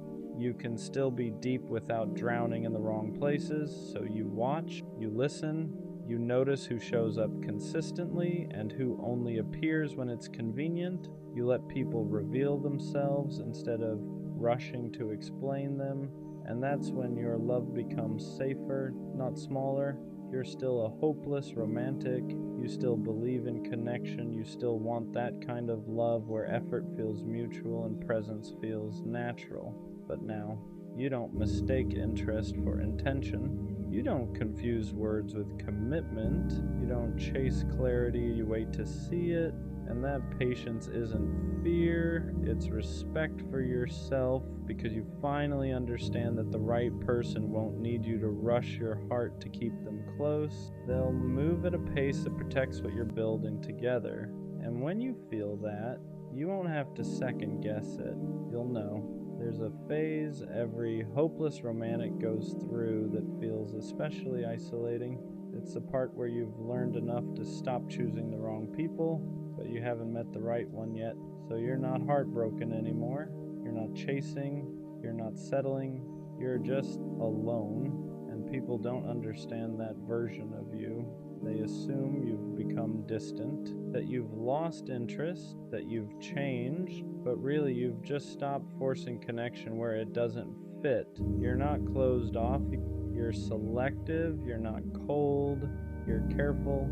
You've reached a place where surface level attention doesn't move you anymore. Small talk feels hollow, inconsistent effort feels loud, mixed signals feel exhausting, so you walk away sooner, you disengage faster, you don't explain yourself as much, and that can feel lonely, because now you're surrounded by people but not met by anyone.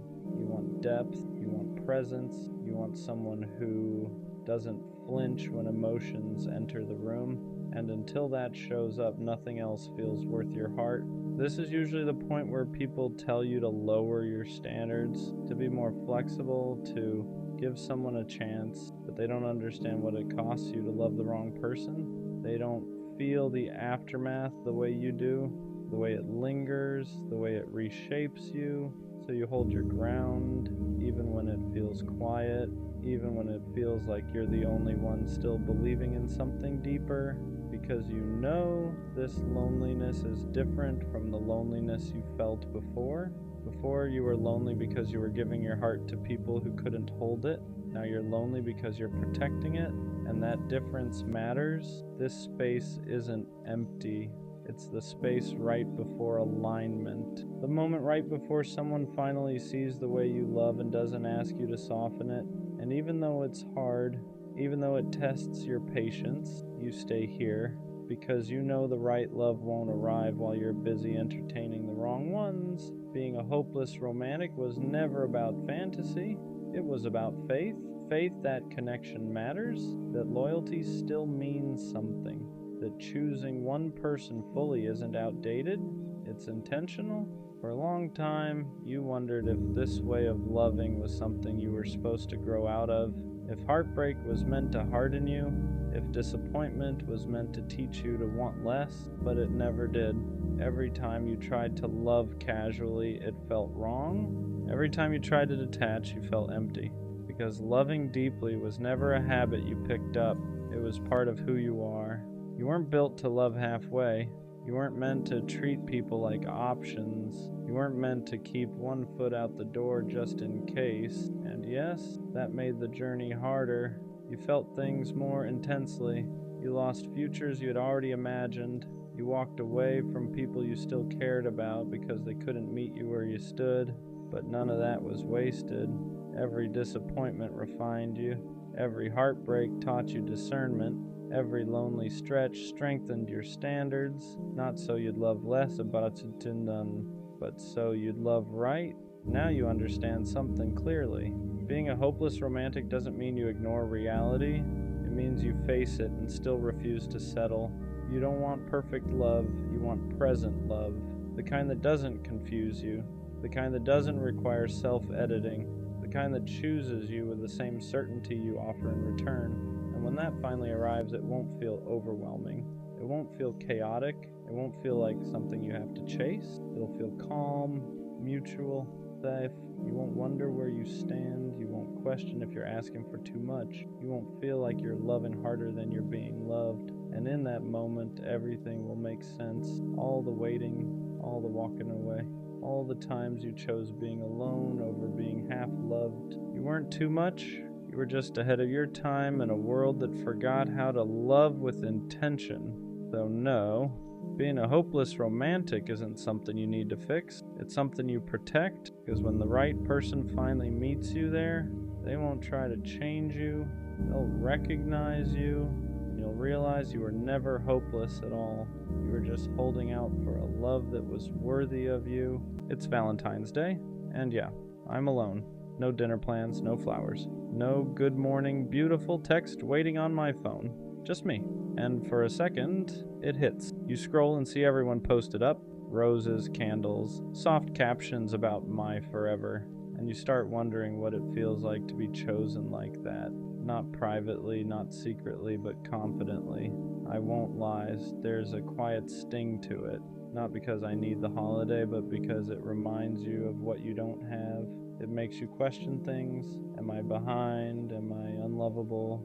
Did I miss my person somehow? But here's the part I'm learning. Being alone today doesn't mean I'm unwanted. It means I haven't settled. I could have been in something halfway. Could have forced a connection just to say I wasn't alone tonight, but I didn't, and that matters. So yeah, I'm alone, but I'm not desperate, not chasing, not pretending, just here. And maybe that's not sad. Maybe it's strength. Valentine's Day has a way of making you feel behind. Like everyone else got the memo and you didn't. You open your phone and it's everywhere. Couples at dinner, surprise gifts, long captions about my person. And even if you're strong, even if you've healed, even if you're okay most days, comparison still creeps in. You start measuring your life against highlight reels. You forget that people only post the soft parts. You forget the arguments, the doubts, the almost breakups. All you see is what you don't have. And for a minute, it makes being alone feel heavier. Not because you suddenly need someone, but because the world makes it look like today is proof of something. Proof that you're chosen, proof that you're loved, proof that you made it. But here's the truth nobody posts. A relationship on Valentine's Day doesn't mean it's healthy. Flowers don't mean loyalty. A dinner reservation doesn't mean forever. And being alone doesn't mean you failed. It just means your story isn't on display today. And that's okay. There's a difference between being alone and feeling lonely. And today forces you to notice it. Being alone is physical. It's no dinner plans, no shared dessert. No one reaching for your hand across the table. Lonely is emotional. Lonely is feeling unseen even when someone's sitting next to you. Lonely is being in a relationship where you still question if you matter. I've been lonely with someone before, and honestly, that felt worse than tonight, because at least now I'm not pretending. I'm not settling for half attention just to say I'm not alone. I'm not forcing conversation to avoid silence. It's just me. And yeah, sometimes that's quiet, sometimes it's heavy, but it's honest, There's no confusion here, no mixed signals, no wondering where I stand. So maybe being alone today isn't the loss I thought it was. Maybe it's just space for something real instead of something convenient. Let's be real. There's always that moment where you think about texting someone, not because you miss them, not because you want them back, but because you don't want to feel alone tonight. You scroll, you hover over a name, you think, it's just a harmless message, just a hey, just what are you up to? Just something to fill the silence. And for a second, your pride and your loneliness argue. Because attention is easy to get. Connection isn't. You could text the almost, the ex, the person who only shows up when it's convenient. And maybe they'd respond. Maybe they'd even make you feel wanted for a few hours. But tomorrow, you'd wake up right back in the same place. Because you didn't want them, you wanted distraction. And there's a difference. So instead of reaching for temporary comfort, you sit with the quiet. You choose not to reopen doors that were closed for a reason. You choose not to trade peace for short-term validation. And that choice, that's growth. Being alone tonight doesn't mean you're desperate. It means you're disciplined. There was a time this day would have broken me. I would have taken it personally, like it was proof that I wasn't enough. I would have blamed myself, wondered what I needed to fix, compared my timeline to everyone else's like love was some kind of race. But it doesn't hit like that anymore because I understand something now. Being single on Valentine's Day isn't a reflection of my worth, it's a reflection of my standards. I could have rushed into something, ignored red flags, stayed with someone who didn't choose me fully just so I wouldn't be alone today. But I didn't, and that's growth. This day doesn't control my value. It doesn't define my desirability. It doesn't measure my future. It's just a date on a calendar. And yeah, sometimes it still stings a little, but it doesn't shake me, because I'd rather spend one day alone than spend months with someone who makes me feel unseen. And that shift, that's peace. Spending Valentine's Day alone actually teaches you something. You learn who you are without someone validating you. There's no us to hide behind, no relationship status to lean on, no public display to prove you're wanted.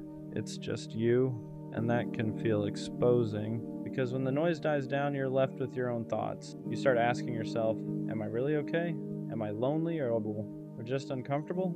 Do I want love, or do I just hate feeling left out? And those questions matter, because being alone forces honesty. You realize you don't just want a relationship, you want the right one. Not someone to post, not someone to text for the night, not someone to fill space. You want something steady, intentional, real. And sitting alone tonight proves something important. You're willing to wait. You're willing to protect your peace. You're willing to sit through temporary discomfort instead of choosing permanent misalignment. That's not weakness, that's maturity. Valentine's Day alone doesn't mean you're lacking. It means you're not settling. Let's talk about self-love, but not the cliche version. Not the bubble baths. Not the, I don't need anyone speeches. Not pretending you're perfectly fine 24/7. Real self-love is quieter than that. It's not about convincing yourself you don't want love. It's about refusing to accept less just because you want it. It's choosing not to text someone who only values you when they're bored. It's not lowering your standards just to avoid feeling left out tonight. It's sitting in the discomfort without betraying yourself. Self-love isn't loud confidence. Sometimes it's discipline. It's saying, I deserve something real, even when being alone feels heavy. It's acknowledging, yeah, I want to be loved without shaming yourself for it. Because wanting love doesn't make you weak, settling does. So if you're alone today, that doesn't mean you failed at self-love.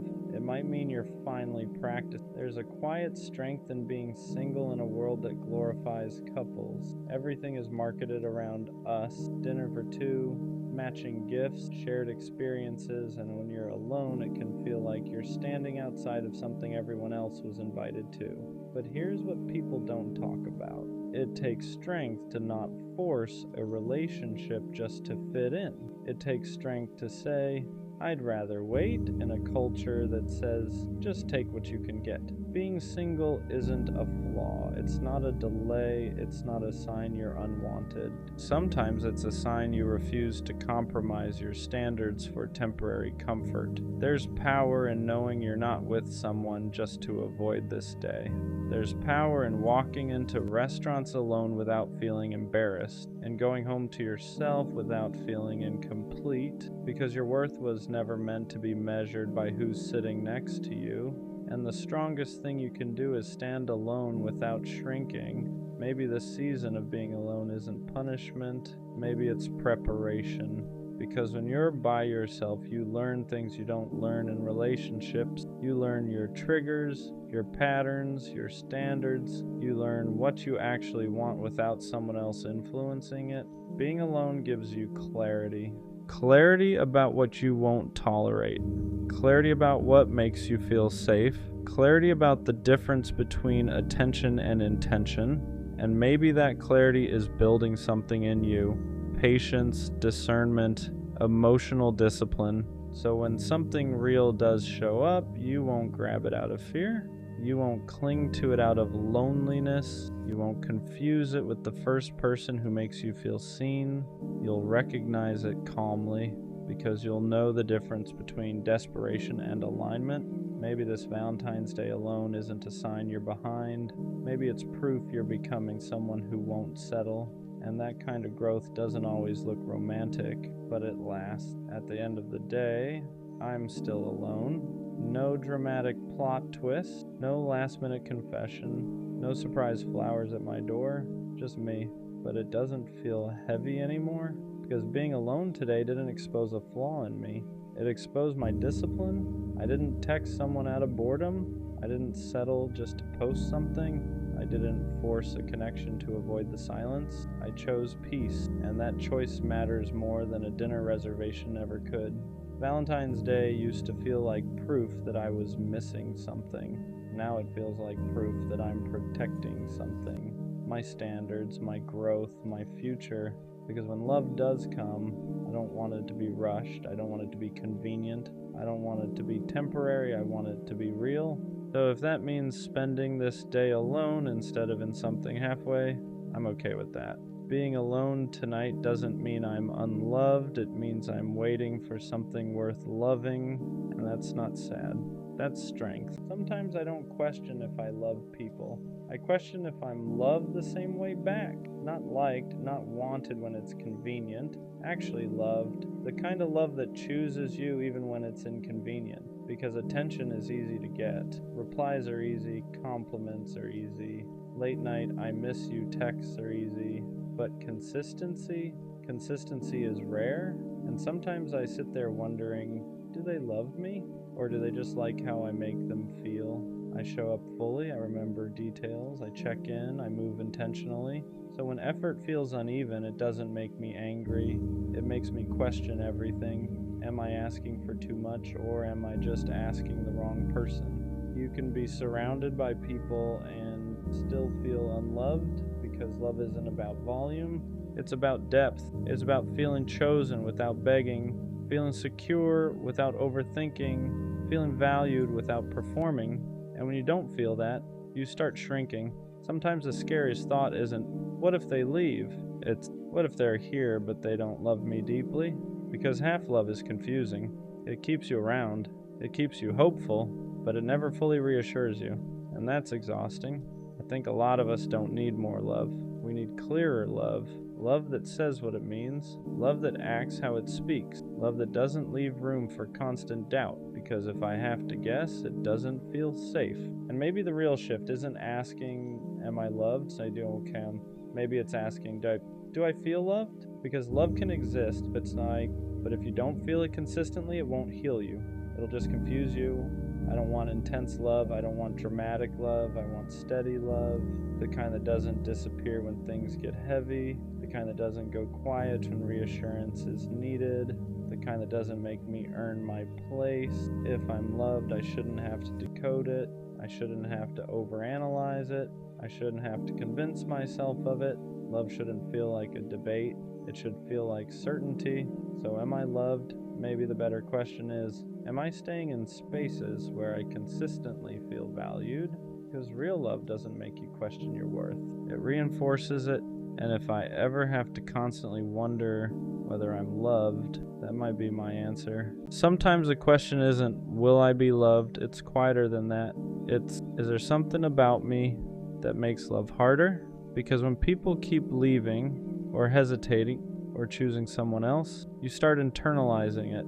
You start wondering if maybe you're too intense, too emotional, too independent, too complicated, or maybe not enough of something, and no one ever says it directly. They just drift, they just lose interest, they just aren't ready, and you're left holding the pattern. So you sit there thinking, if I was easier to love, would they have stayed? Maybe you're not hard to love. Maybe you're just hard to manipulate, hard to breadcrumb, hard to keep around without effort, hard to confuse. And to the wrong people, that feels inconvenient. You ask questions, you want clarity. You don't pretend you're okay with half effort. That doesn't make you difficult, it makes you aware. But when you keep encountering people who aren't ready for depth, your standards start to feel like flaws. You start thinking, maybe if I needed less, maybe if I expected less, maybe if I was more chill, they would have stayed. But staying isn't the goal. Staying right is. And being easy to love often just means being easy to neglect. You're not hard to love, you're just not built for temporary. When rejection repeats itself, you stop seeing it as coincidence. You start seeing it as confirmation. Confirmation that maybe you're too much, too sensitive, too deep, too intense for people to handle long term. So you adjust, you soften your reactions, you downplay your needs, you act less invested than you actually are, because maybe if you seem lighter, less emotional, less attached, they won't leave. But here's what really happens. You slowly disconnect from yourself. You become quieter in relationships, less expressive, less honest about what you want. And when someone still walks away, it hurts even more, because now it feels like even the edited version of you wasn't enough. That's when the question gets louder. If even my smaller version isn't chosen, what does that say about me? But maybe it doesn't say anything about you. Maybe it says something about who you've been choosing. There's a difference between being hard to love and being hard to access. Hard to love sounds like a flaw, like you're difficult, complicated, too much work. Hard to access is different. It means not everyone gets the deepest parts of you. It means you don't open up instantly. It means your vulnerability isn't handed out casually. And that's not a weakness, that's discernment. You don't let just anyone in anymore. You don't overshare with people who haven't earned trust. You don't attach quickly just because there's chemistry. To someone who wants easy, that feels frustrating. To someone who wants depth, that feels rare. You're not hard to love, you're just not available for surface level connection. And the wrong people will always call that too much, but the right person, they'll call it intentional. Maybe the real issue was never that you're hard to love. Maybe you've been loving people who don't know how to love deeply. There's a difference. Some people like the idea of you, your attention, your softness, the way you show up for them. But when it's time to reciprocate, they struggle, not because you're asking for too much, but because they don't have that depth to give. And instead of admitting that, it's easier for them to label you. Too intense, too emotional, too serious. But wanting clarity isn't intense, wanting effort isn't emotional, wanting something real isn't serious, it's healthy. You're not hard to love, you're hard to half love, and that's where the tension comes from. Because people who operate casually feel pressure around someone who operates intentionally, but pressure isn't the same as incompatibility.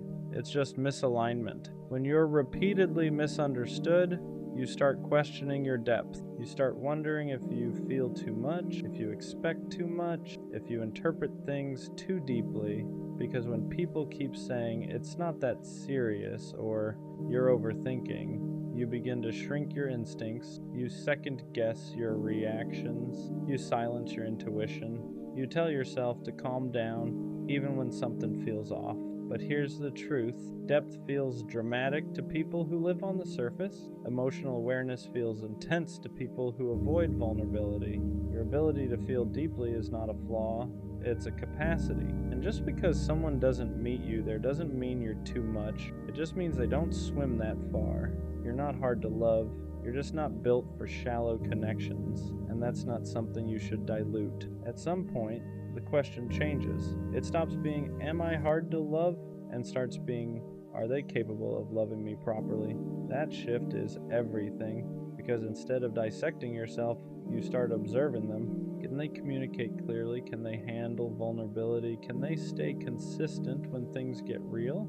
Or do they pull away the moment depth shows up? You stop assuming you're the problem. You start noticing patterns. Some people love casually, some people love conditionally. Some people love only when it's convenient. And if you love intentionally, those dynamics will always clash. You're not hard to love. You're just not compatible with people who aren't emotionally available. And once you realize that, you stop shrinking, you stop softening your standards, you stop apologizing for wanting clarity, because love isn't supposed to feel like convincing someone, it's supposed to feel mutual. What if being hard to love actually means you're built for something rare? Rare love isn't rushed, it isn't casual, it isn't convenient, it's intentional. And intentional love requires emotional maturity, self-awareness, consistency. Not everyone has that. So when someone meets you and realizes they can't show up fully, it's easier for them to say you're too much than admit they're not ready. Rare things aren't accessible to everyone. Depth isn't for everyone. Loyalty isn't for everyone. Emotional honesty isn't for everyone. You're not hard to love, you're selective. And selective love filters out people who only wanted access, not responsibility. You don't need someone who loves lightly. You need someone who loves intentionally. And that kind of love was never going to come from everyone anyway. At some point, you stop fearing the label. You stop trying to prove you're easy. You stop trying to shrink your depth. You stop trying to soften your standards. If loving you requires clarity, effort, and consistency, then that's the requirement, not an apology. You don't dilute your emotions anymore. You don't pretend you're fine with surface level. You don't act detached just to seem low maintenance. You embrace it. Yes, you love deeply. Yes, you need communication. Yes, you value stability. That doesn't make you difficult. It makes you intentional. And when you stop treating your depth like a flaw, you stop attracting people who are intimidated by it, because confidence changes your energy. You're not asking, is this too much? Like, you're asking, can they meet me here? And if they can't, you don't internalize it. You understand that not everyone is equipped for the kind of love you offer, and that's okay. So, am I hard to love? No, I'm just not easy to half love. I don't do confusion. I don't thrive on inconsistency. I don't mistake potential for commitment anymore. If loving me requires effort, that's because I give effort. If loving me requires honesty, that's because I offer honesty. If loving me requires depth, that's because I refuse to stay shallow. I used to think I needed to soften, to be less emotional, less aware, less intense, but the right love won't ask me to shrink. It won't call my standards too much. It won't label my needs as dramatic. It won't feel overwhelmed by my depth. It will meet it. So no, I'm not hard to love. I'm just built for someone who loves intentionally, someone who doesn't hesitate, someone who doesn't compare, someone who doesn't need convincing. And until that shows up, I'm not a problem to fix. I'm just not available for less. And that's not being hard to love. That's knowing exactly how I deserve to be loved. Being the introvert in the relationship means loving someone who lives louder than you do. They talk easily, they fill rooms, they connect fast, and you listen, you observe. You need quiet to recharge after loving hard. Sometimes it feels like you're standing next to someone who shines effortlessly while you glow quietly. They want to go out, you want to stay in, they gain energy from people, you lose it even when you're happy. And the hardest part is not the difference. It's wondering if your quiet way of loving is enough.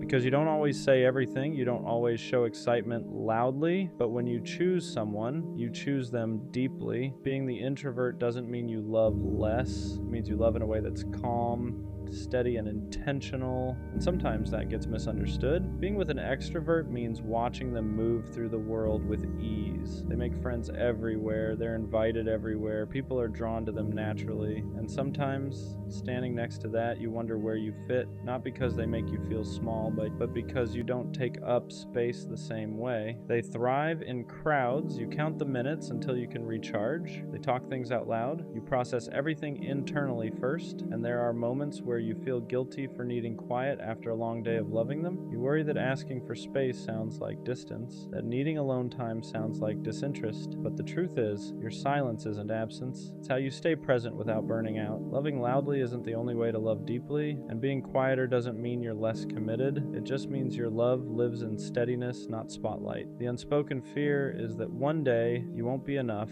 that they'll want more noise, more people, more energy than you can give. You worry they'll mistake your calm for boredom, your need for quiet for distance. You love them deeply but not loudly, and sometimes you wonder if that difference will matter too much. You don't compete for attention, you don't need constant stimulation, you just want connection that feels safe and real. The fear isn't that they'll leave, it's that they'll outgrow you without realizing you were loving them in the only way that feels honest to you. But loving quietly doesn't mean loving less. It means choosing them without the performance. It means staying without needing the room to notice.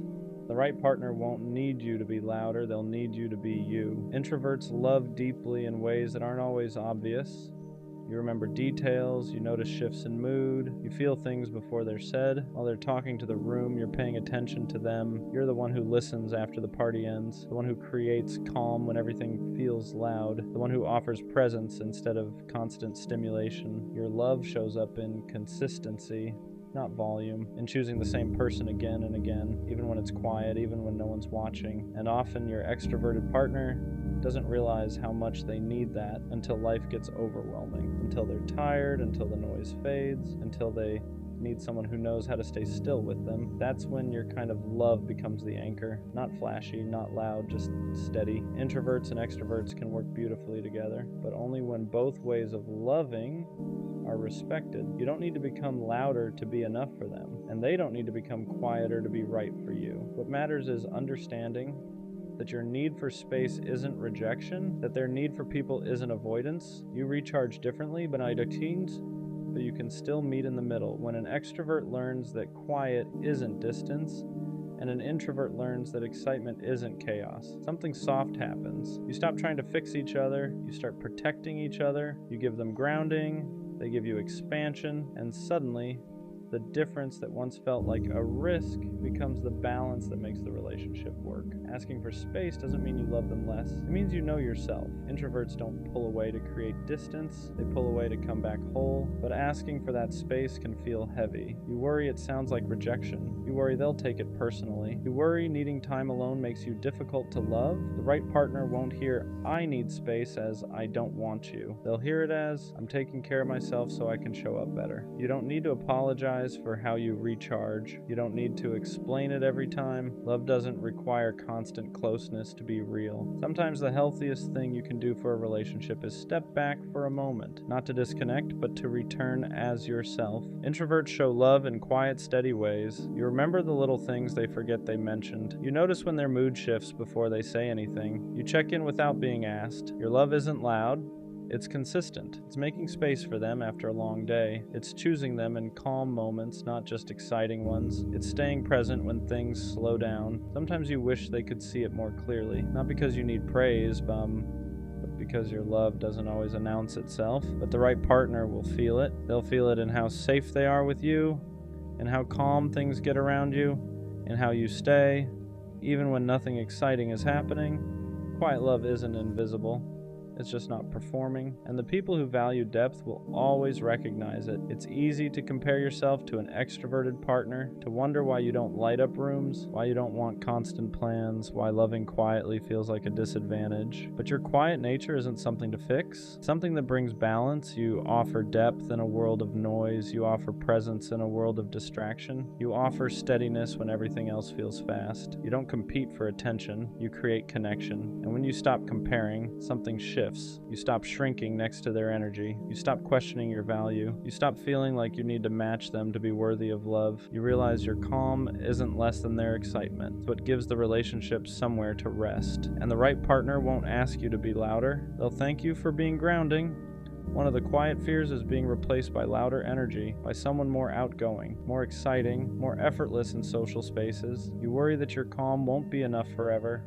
But the truth is, people don't stay for volume. They stay for how they feel when everything slows down. An extroverted partner may enjoy attention, but they rest in safety. They recharge in understanding. They stay where they feel accepted without having to perform, and that's where you shine. You offer a place where they don't have to impress anyone, where they can be tired, where they can be real. Loud energy is easy to find, steady presence is not, and the partner who truly values you won't look for replacement. They'll recognize that your quiet way of loving is exactly what makes the relationship feel secure. Being the introvert was never a disadvantage. It just doesn't announce itself. Your love lasts because it isn't fueled by excitement alone. It's built on presence, on listening, on staying when things are quiet and ordinary. You don't love for the room, you love for the person. And that kind of love doesn't fade when the noise does. The right partner won't ask you to be louder, faster, or different. They'll appreciate that with you.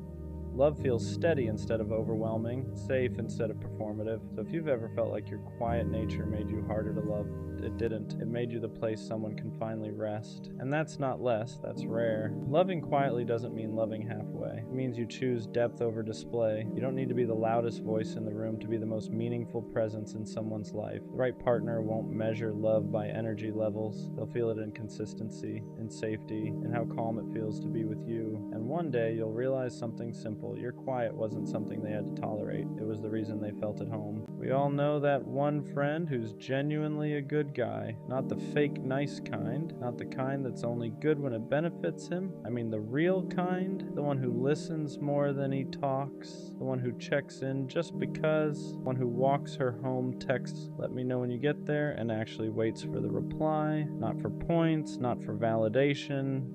Just because that's who he is. He shows up when people call. He remembers small details. He gives effort without keeping score. And somehow, he's always the one that gets hurt. Girls say they want a good guy. They say they're tired of games, tired of being treated wrong. But when a good guy actually shows up, he gets pushed to the side, kept around just in case, treated like an option instead of a choice. He gets left on red, gets mixed signals, gets told, "You're amazing, just not right now." And then one day, he watches her choose someone who won't even do half of what he did. And the worst part? He doesn't complain about it, he jokes it off, acts like it doesn't bother him, plays it cool. But if you're paying attention, you see the change. He laughs less, questions himself more, starts wondering if being genuine is the problem.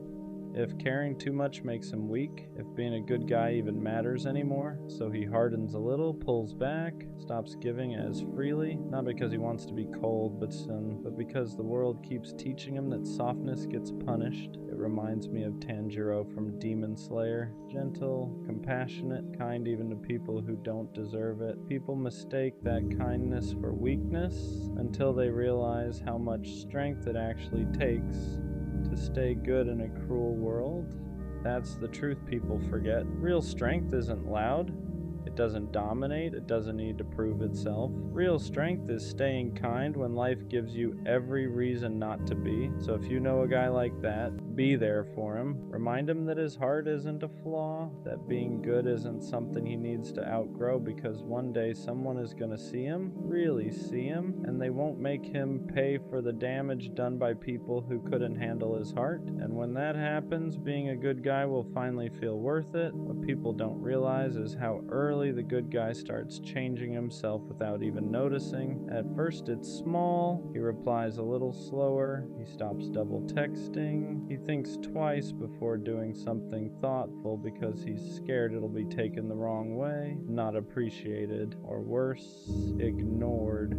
He starts asking himself questions he never used to ask. Am I doing too much? Should I care less? Why do I always end up like this? And that's dangerous, because now he's learning to dull the very traits that made him special. The world doesn't break good guys all at once. It chips away at him slowly. Every time his effort isn't matched, every time his loyalty is taken for granted, every time he's told he's perfect, but still not chosen. Eventually he starts building walls, not because he wants to play games, but because he's tired of being the only one who loses when he plays fair. He watches people who treat others poorly get rewarded with attention, love, and chances, and he wonders what he's doing wrong for choosing empathy instead of ego. But here's what nobody tells him. Being a good guy isn't about what you receive immediately, it's about who you become long-term. Patience he has, the emotional awareness, the ability to love deeply without needing control. Those qualities don't disappear just because they've been overlooked. They mature, and when the right person finally comes along, those same traits won't feel like a burden. They'll feel like safety, like home, like something rare in a world full of half-effort and emotional detachment. The good guy doesn't lose. He just waits longer for the right win. There's also something else the good guy carries that no one talks about. Guilt for feeling angry when he's treated unfairly, guilt for wanting to pull away, guilt for even questioning whether being kind is worth it anymore, because deep down he doesn't want to become someone he wouldn't recognize. So instead of expressing that frustration, he swallows it. He tells himself to be patient, to be understanding, to give people the benefit of the doubt, even when they've shown him who they are multiple times. And that self-control, that restraint, it takes more strength than most people will ever realize, but it comes at a cost. He starts to feel invisible, like his effort only matters when it's convenient for someone else, like his loyalty is expected, not appreciated, and the scariest part isn't that people take advantage of him, it's that he starts expecting it. That's when the good guy begins to question his worth, not in a dramatic way,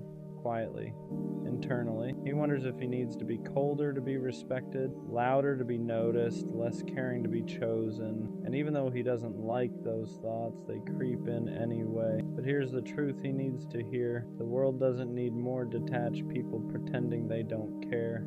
It needs more people who choose kindness, even when it's inconvenient. More people who know how to love without manipulation. More people who stay solid when everything around them feels fake. The good guy isn't weak for feeling deeply. He's strong for not letting pain turn him into something he's not. And one day that integrity will matter more than all the times he was overlooked. At some point, the good guy has to learn a hard lesson. Being kind doesn't mean being available to everyone. Being loyal doesn't mean tolerating disrespect. And having a good heart doesn't mean you owe it to people who keep proving they don't know how to handle it. This is usually the stage where he starts choosing himself. Not in a selfish way, not in a bitter way, but in a quiet, self-respecting way. He stops chasing people who only reach out when it's convenient. He stops over-explaining his intentions.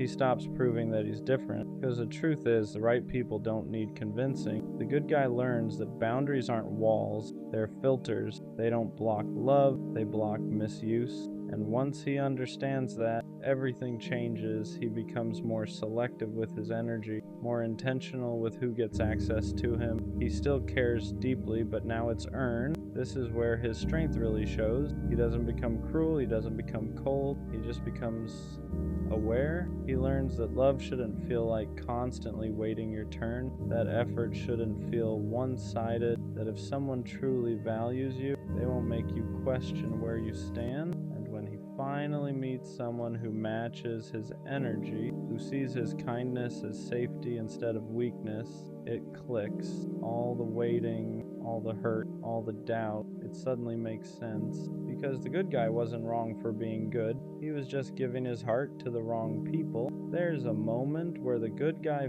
finally realized something important. He was never meant to be understood by everyone. His way of loving was never designed for people who thrive on attention, chaos, or option. It was meant for someone who values depth, consistency, and intention. And once that clicks, he stops feeling ashamed of who he is. He understands now that not everyone deserves access to his softness, that some people only know how to take, not receive. And that doesn't make him naive, It makes him discerning. He doesn't need to change his heart, he just needs to protect it better. The good guy learns how to walk away without guilt, not because he stopped caring, but because he started caring about himself too.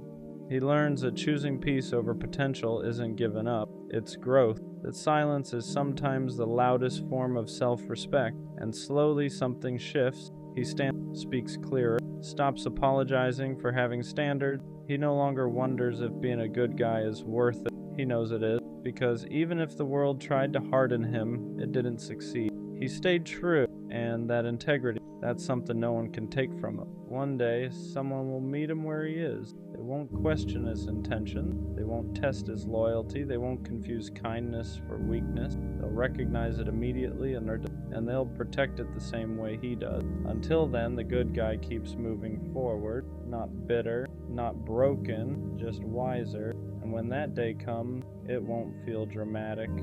It won't feel like a movie moment where everything suddenly makes sense all at once. It'll feel calm, familiar, almost quiet, because the right person won't make the good guy question himself. They won't make him wonder if he's doing too much or not enough. They won't make him feel like he has to shrink his heart to be accepted. They'll meet him where he stands. They'll appreciate the way he listens, the way he shows up, the way he loves without keeping score. And for the first time, he won't feel like his kindness is a liability. It'll feel like a gift, something mutual, something protected, something finally returned. The good guy won't have to explain himself anymore. He won't have to prove that his intentions are real. He won't have to play it cool or pretend he doesn't care. He'll be allowed to be exactly who he is, and that'll be enough. Until then, the journey matters. Every disappointment taught him boundaries. Every heartbreak taught him discernment. Every moment of doubt sharpened his sense of self. He didn't lose those years being overlooked. He was being prepared to recognize real love when it shows up, prepared to walk away from anything that feels half-hearted, prepared to protect his heart without hardening. So if you're that good guy reading this, don't change. Don't let the world convince you that you need to become colder to survive. Stay solid, stay honest, stay kind. Just be selective with who gets that version of you. Because the world doesn't need fewer good guys. It needs people brave enough to stay good even when it's easier not to. What people never see is how much discipline it takes for the good guy to stay the way he is. Every bad experience tempts him to harden up. Every time he's overlooked, replaced, or taken for granted, there's a voice in his head telling him to stop caring so much, to move differently, to love less, to become like everyone else. But he doesn't. Not because it's easy, but because he knows who he is. He understands now that changing his character to fit a broken system would only cost him himself, and losing yourself just to be chosen by the wrong people is a price that's too high. So instead of becoming colder, he becomes more intentional. Instead of closing his heart, he narrows the door. He learns that being good doesn't mean being accessible to everyone. It means being principled. It means having the strength to say no, to walk away, to choose solitude over disrespect. And that kind of self-control, that's rare. The good guy also learns to forgive, not to excuse what hurt him, but to free himself from carrying resentment. He doesn't want bitterness living rent-free in his heart. He wants peace, growth, clarity, and forgiveness is part of that process. And one day, when someone finally meets him with the same depth, the same consistency, the same effort, he'll recognize it immediately. Not because it feels intense, but because it feels familiar. Until then, he keeps building, keeps healing, keeps choosing integrity over impulse, because the good guy isn't waiting to be saved. He's becoming someone worth meeting. In the end, the good guy doesn't get a dramatic apology from everyone who hurt him. He doesn't get closure from every situation that left scars. And he doesn't get a moment where the world suddenly admits it was wrong for overlooking him. What he gets is something quiet and far more powerful. He gets peace. Peace in knowing he never had to become someone else to survive. Peace in knowing his heart stayed intact even after everything. Peace in knowing he loved honestly in a world that often rewards the opposite. He looks back and realizes that every time he was ignored, every time he was treated like an option, every time he was underestimated, it wasn't a reflection of his root. It was a reflection of who couldn't meet him where he stood. And that understanding changes everything, because now he doesn't crave validation. He doesn't chase attention. He doesn't beg to be chosen. He knows who he is. And when love finally finds him, the kind that's mutual, intentional, and steady, it won't feel like winning. It'll feel like alignment, like finally being understood without having to explain yourself, like being valued without having to prove. Until then, the good guy keeps walking forward, not bitter, not resentful, not hard, just grounded. And that's the kind of strength no one can take. The worst kind of pain is caring deeply and watching it backfire. Not because you expect anything in return, but because caring is just who you are. You show up without being asked. You check in on people who never think to check on you. You stay up late listening to problems that were never yours to carry. You give your time, your energy, your patience, not to be praised, just because you care, and somehow that becomes the thing that hurts you. Because some people don't meet kindness with care. They get comfortable with it. They start expecting it. They stop noticing it. Your effort becomes routine. Your consistency becomes invisible until one day you don't show up the same way anymore. That's when they finally notice. That's when they ask what's wrong. But by then you're already tired. Tired of explaining your intentions. Tired of proving your heart. Tired of giving pieces of yourself to people who never stay long enough to understand what it costs you. It's not that you regret caring, you just wish having a good heart didn't hurt this much. And maybe the hardest truth is realizing that loving deeply doesn't guarantee you'll be loved the same way. But that doesn't make your softness a weakness. It just means it needs protection. Don't stop caring. Just be careful who you hand that kind of love to. When you're the one who cares deeply, you usually become not the reliable one, the one people vent to, the one people lean on, the one who always answers. You're dependable in ways people don't even notice anymore. They assume you'll be there, assume you'll understand, assume you'll forgive, so they stop asking how you are, not out of cruelty, but because consistency gets mistaken for endless capacity. You start carrying emotional weight that was never meant to be yours alone, other people's stress, other people's problems, other people's moods, and you hold it all quietly because you don't want to be a burden the way you never see them as one. But over time, something shifts. You feel tired in a deeper way, not just physically, emotionally. You notice how rarely someone shows up for you the way you show up for them, how quickly your needs get overlooked, how easily your exhaustion goes unseen. And that's when it starts to hurt differently, because you didn't ask for much, you just wanted effort to meet effort, care to meet care, but instead you became the place people take from without realizing they're draining you, and slowly being the strong one starts to feel like being the forgotten one. Eventually something changes, not in a dramatic way. You don't announce it, you don't make a scene, you just stop giving the same way you used to. You reply a little later, you don't over-explain anymore. You stop stretching yourself thin just to be available, and that's when people notice. Not when you were exhausted, not when you were drained, not when you were giving everything. They notice when you pull back. Suddenly they ask what's wrong. Suddenly they feel the distance. Suddenly they miss the version of you that was always there. And that part hurts because it shows you something you didn't want to see. They didn't miss you. They missed the access. They missed the comfort you provided, the effort you gave without question, the way you made things easier for them. So when you stop showing up like that, it feels personal to them. But for you, it wasn't about punishment. It was about survival. You didn't stop caring.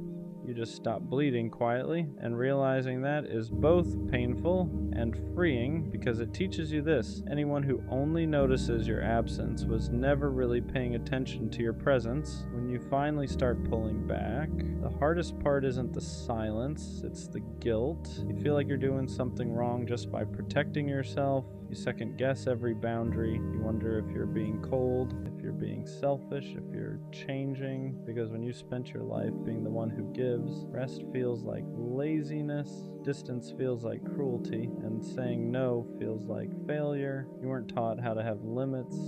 You You were taught how to endure. So the moment you stop overextending, your nervous system panics. It tells you to explain yourself, to soften it, to give just a little more so no one feels uncomfortable. But here's the truth. Boundaries don't feel good at first because you're used to being useful, not protected. You learned that love meant access, that care meant availability, that being needed was the same as being valued. So when you remove access, it feels like you're taking something away, but you're not. You're just finally keeping something for yourself. And that discomfort, that's not you doing something wrong. That's you breaking a pattern that was costing you more than you realized. People who care deeply often confuse love with sacrifice. They believe loving someone means giving more, trying harder, holding on longer than they should.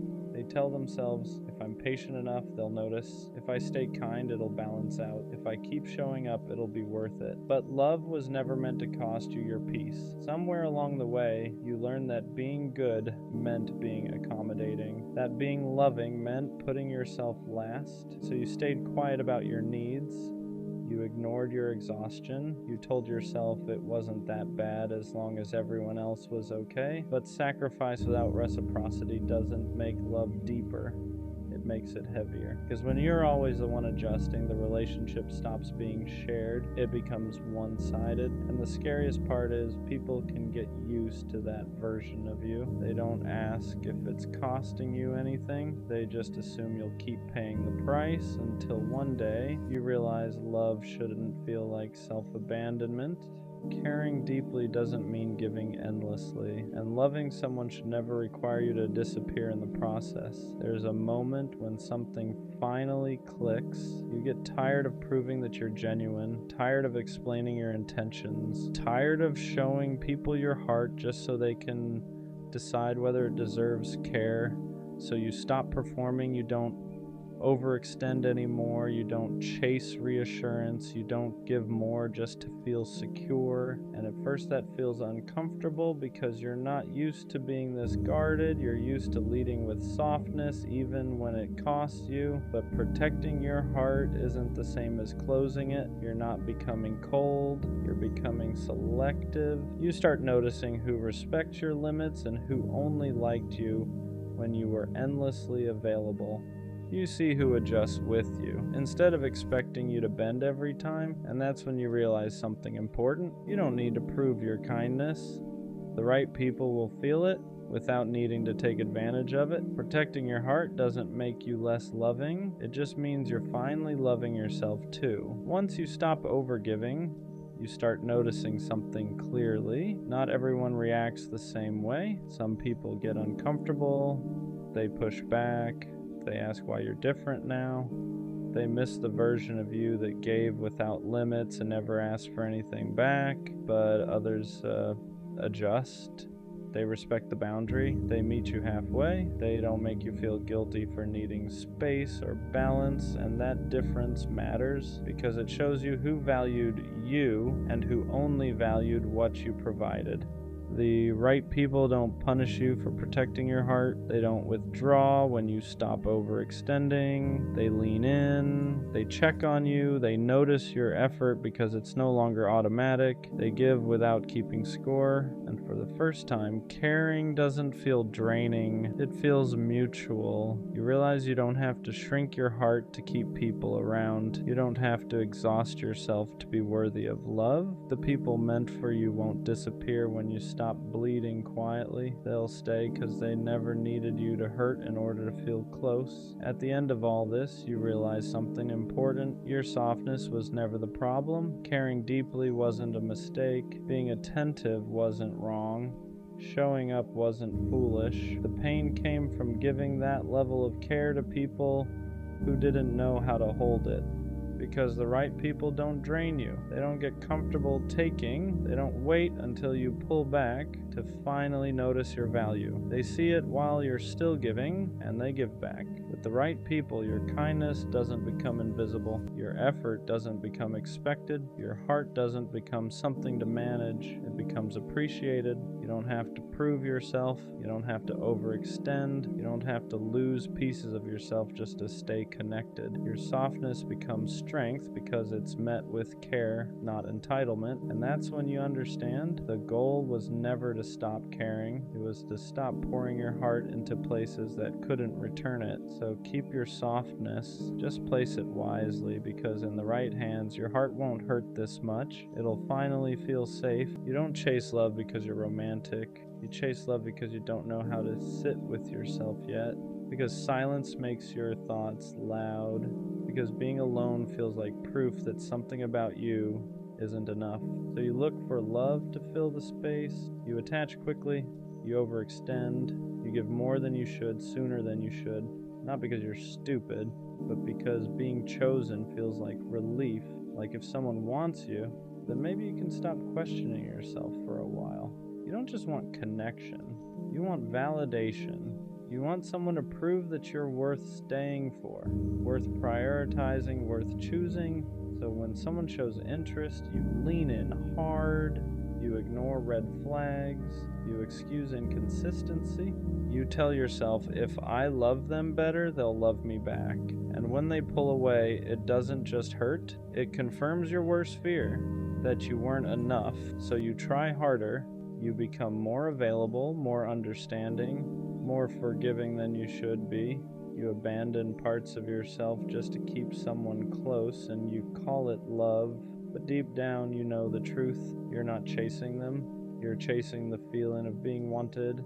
Because when someone loves you, even temporarily, it quiets the voice in your head that says you're unlovable on your own. That's why breakups destroy you. You don't just lose the person you lose the version of yourself that felt okay for a moment. You lose the distraction. You lose the proof. You lose the illusion that someone else could fix what you haven't faced yet. And that's the part no one wants to admit. Chasing love like this isn't romance. It's avoidance. It's using someone else's attention to avoid learning how to give it to yourself. Because loving yourself is harder than loving someone else. It means sitting with your flaws without asking someone to overlook them. It means choosing yourself without needing applause. It means learning how to feel whole without being held together by another person. And that terrifies you, so you chase love instead. But here's the shift, the part that hurts before it heals. The moment you stop chasing love to fill the emptiness, you start attracting it from a different place. Not desperation, not fear, not self-doubt, but choice. Because real love doesn't arrive to save you. It arrives when you're no longer asking someone else to convince you that you matter. And until you learn to sit with yourself, without distraction, without validation, without escape, every love you chase will feel heavier than it should. You don't need someone to love you harder. You need to stop outsourcing your worth. And when you finally do, love stops feeling like survival and starts feeling like connection. You don't chase love because you're passionate. You chase it because being alone feels unbearable. Because when things get quiet, your thoughts get loud, and they don't tell you kind things. So you look for someone else to sit in that space with you, to distract you, to validate you, to make you feel wanted enough to forget how little you feel about yourself. You don't just want connection, you want relief. Relief from the constant feeling that something about you is missing, that you're behind, that if you were enough, someone would have stayed by now. So when someone shows interest, you grab onto it, you attach fast, you give more than you should, you bend your boundaries before they even ask, not because you're weak, but because being chosen feels like proof. Like if someone wants you, then maybe the voice in your head can finally shut up for a while. You start confusing attention with love, consistency with commitment, chemistry with safety, and when they pull away, it doesn't just hurt, it confirms everything you were afraid of. So you chase harder, you explain more, you forgive more, you accept less. You tell yourself that if you just love them better, they'll love you back the way you need. But what you're really doing is asking someone else to give you a sense of worth you don't know how to give yourself yet. And that's why it feels so desperate, because it's not about them. It's about the fear that without love, You have nothing to stand on. This isn't romance, it's survival. And until you learn how to sit with yourself without needing someone else to make you feel okay, every love you chase will feel heavier than it should. At some point, chasing love turns into abandoning yourself. You stop asking what you need and start asking what they want, how much space to give, how much to hold back, how to be easier to stay with. You shrink in small ways at first. You don't bring things up because you don't want to seem difficult. You accept less effort because at least they're still here. You tell yourself you're being understanding when really you're being afraid that if you ask for more, they'll leave. So you adapt. You become more available than you should, more forgiving than is healthy. You explain away behavior that already made you feel small, and every time you do, you move a little further away from yourself, but you call it love. You tell yourself this is what it means to fight for someone, to be patient, to be loyal. What you don't realize yet is that real love doesn't require you to disappear quietly. The reason chasing feels exhausting is because you're running from your own emptiness. You're hoping someone else will choose you loudly enough to silence the doubt inside you. So when they pull back, your anxiety spikes, you replay conversations, you blame yourself, you look for ways to fix it, not because you were wrong, but because you're terrified of being left alone with yourself again. And that's the cycle. The more you chase, the more you lose your footing. The more you lose yourself, the more you need them to feel okay. That's why it hurts so much. Not because they were everything, but because you made them responsible for holding you together. And no one can carry that forever. This is the part people avoid talking about. Chasing love like this doesn't mean you care deeply. It means you don't feel grounded without external validation. And until you learn how to stand on your own, how to sit with yourself without needing to be chosen, love will keep feeling like something you have to earn instead of something you share. When you chase love from a place of emptiness, you don't attract people who pour into you. You attract people who take, not always intentionally, not always maliciously, but people who sense, even subconsciously, that you're willing to overgive just to stay connected. They feel how flexible you are, how much you're willing to adjust, how far you'll bend before you break. So they let you. They accept your effort without matching it. They enjoy your presence without committing to it. They keep you close enough to benefit from your care, but far enough to avoid responsibility. And because you're chasing, you don't question it at first. You tell yourself this is just how relationships work, that love takes patience, that maybe they just need time. But deep down, something feels off. You're always the one checking in, always the one clarifying, always the one trying to fix the distance that keeps appearing out of nowhere. And instead of asking why they're inconsistent, you ask what you did wrong. That's the trap. Chasing love trains you to blame yourself for other people's lack of effort. You start believing that if someone isn't choosing you, it's because you didn't love them well enough. So you try harder. You give more reassurance, more patience, more access to parts of you that should have been protected, and the dynamic deepens. They stay comfortable, you stay anxious, they get affection without accountability, you get hope without security, and that imbalance keeps repeating until you finally see it for what it is. You're not unlucky in love, you're just chasing from a place that tells the wrong people you'll accept less than you deserve, because people who are capable of real love don't feel comfortable being chased. They meet you halfway. The ones who stay distant, inconsistent, unclear, they stay because the chase benefits them. And until you stop chasing to feel worthy, you'll keep finding yourself in the same story with different faces. Eventually, there's a moment where chasing love stops feeling hopeful and starts feeling exhausting. You realize you're tired, not because love is hard, but because you've been doing all the emotional work alone. You're the one overthinking, the one adjusting, the one trying to hold something together that keeps slipping through your fingers. And for the first time, you ask a quiet question you've been avoiding. Why does love feel like something I have to prove myself worthy of? That question is uncomfortable because it points inward.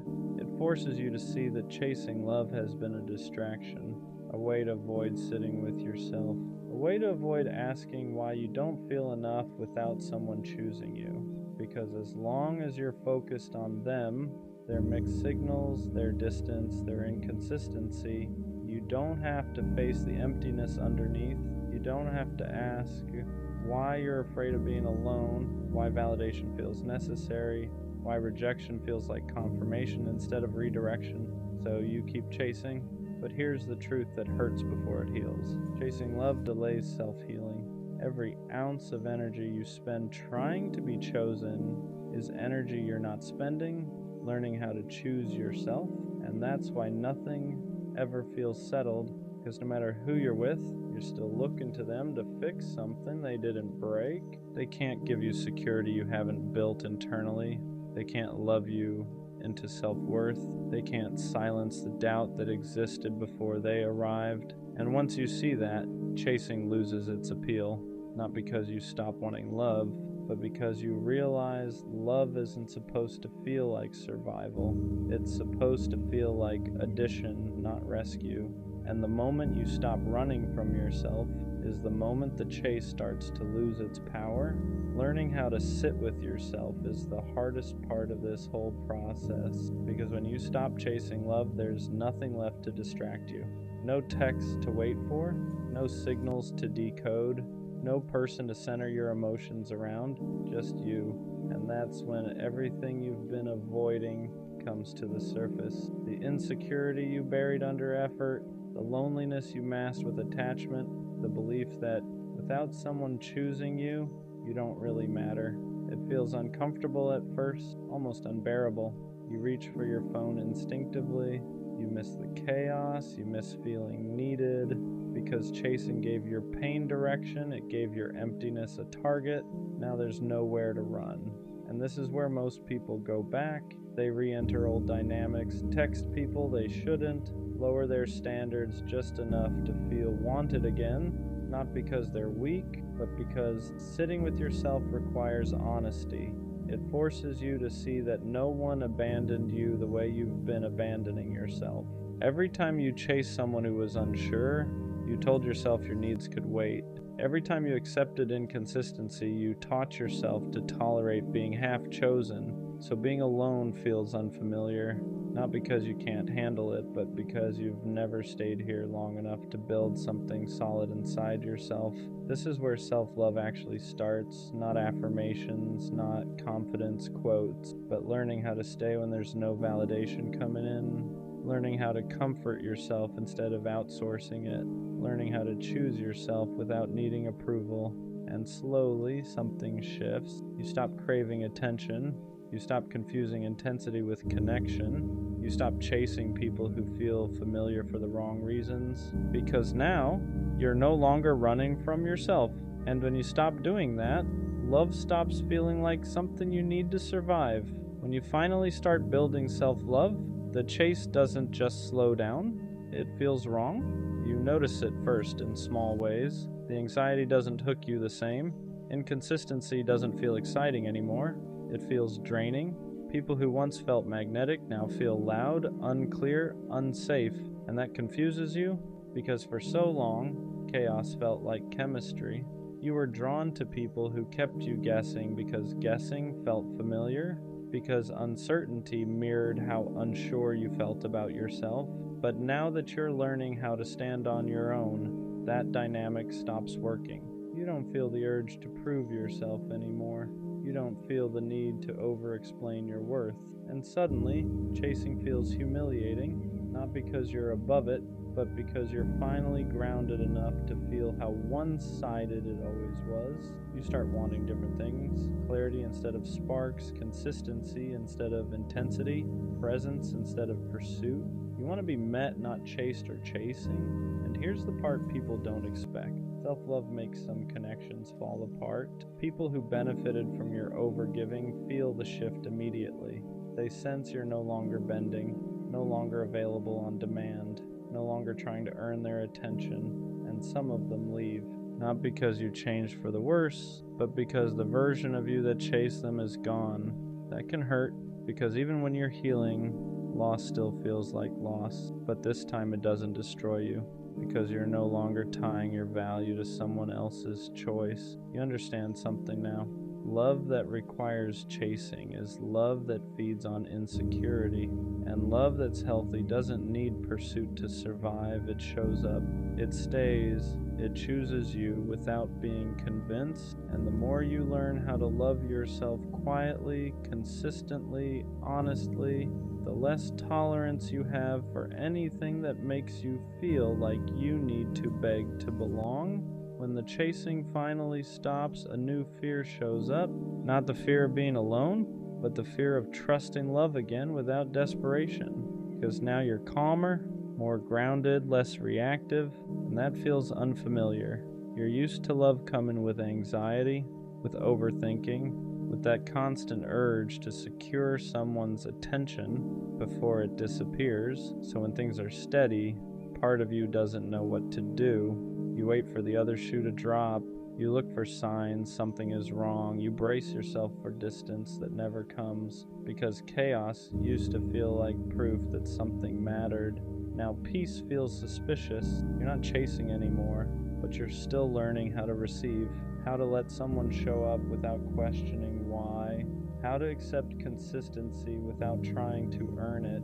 And that's harder than it sounds, because chasing trained you to believe love had to be worked for, that if you weren't doing something, fixing something, proving something, it wouldn't last. So when someone meets you without needing to be convinced, your instinct is to pull back, not because you don't want it, but because you're afraid of trusting something that isn't fueled by fear.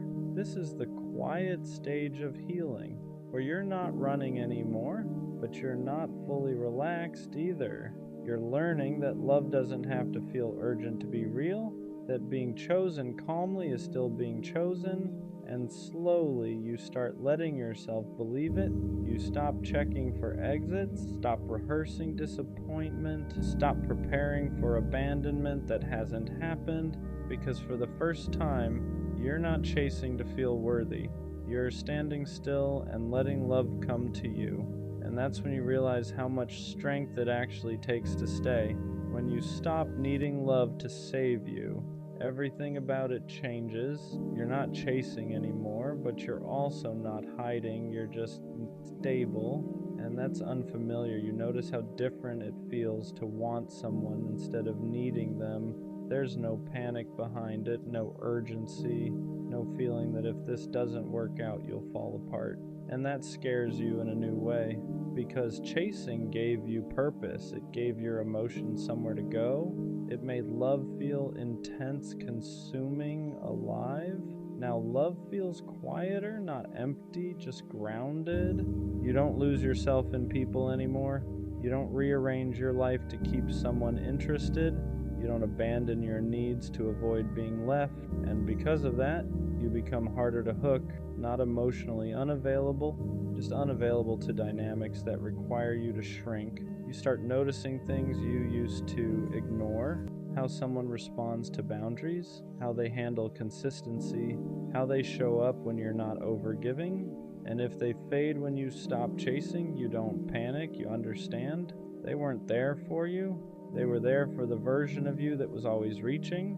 That realization hurts, but it also frees you. Because now you know love that disappears when you stop chasing was never love meant to stay. This is where self-love changes the rules. You don't try to be impressive, you don't try to be indispensable, you don't try to secure someone's feelings. You let them show you who they are when you're not doing all the work, and for the first time, love feels optional, not because it doesn't matter, but because your worth no longer depends on it. You're not chasing to fill a void anymore. You're choosing from a place that already feels whole, and that's when love stops feeling like survival and starts feeling like something you can welcome without losing yourself.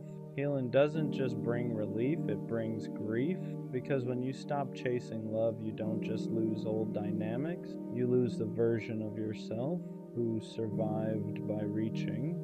You look back at who you were and feel a strange mix of sadness and compassion.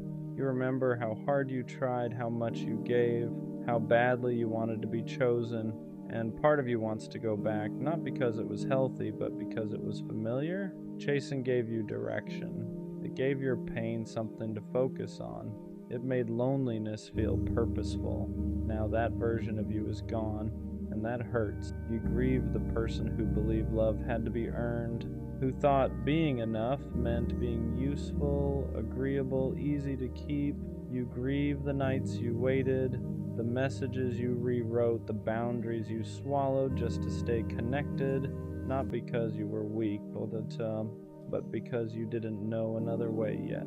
And healing means accepting something painful. No one did this to you. You did it because you didn't know how to hold yourself without being held. That realization can feel brutal because it removes the villain. There's no one left to blame, just patterns you learn to survive something deeper. So you sit with it, with the sadness, with the regret, with the understanding that you were doing the best you could with what you knew at the time. And slowly, that grief turns into respect. Respect for how much you endured, for how deeply you wanted love, for how brave it was to keep believing, even in the wrong places. You don't hate the old version of you. You thank them because they carried you until you were strong enough to stop chasing and start choosing yourself. And that's what makes this stage heavy.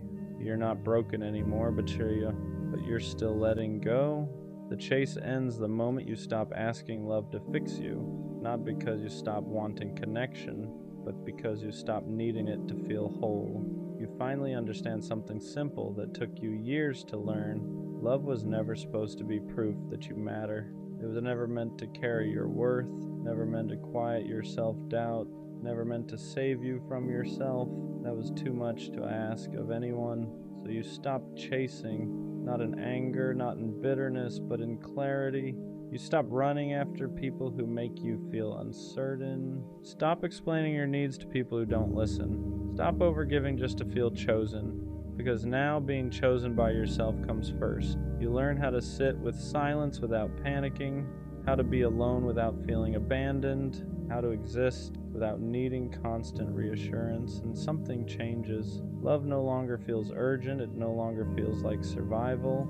It no longer feels like something you have to secure before it disappears. It becomes optional, not because it's unimportant, but because your life no longer collapses without it. And that's when the real shift happens. You don't attract love from desperation anymore. You don't bond through wounds. You don't mistake intensity for connection. You choose slowly. You choose clearly. You choose from a place that isn't begging to be filled. And if someone doesn't meet you there, you don't chase. You let them go, not because you don't care, but because you care enough about yourself to stop repeating the same pain with different people. The version of you that chased love wasn't weak. They were hurting, they were lonely, they were trying to survive. But this version of you, this version doesn't run. They stand still, they breathe, they choose themselves even when no one is watching. And from here on out, love won't feel like something you have to earn.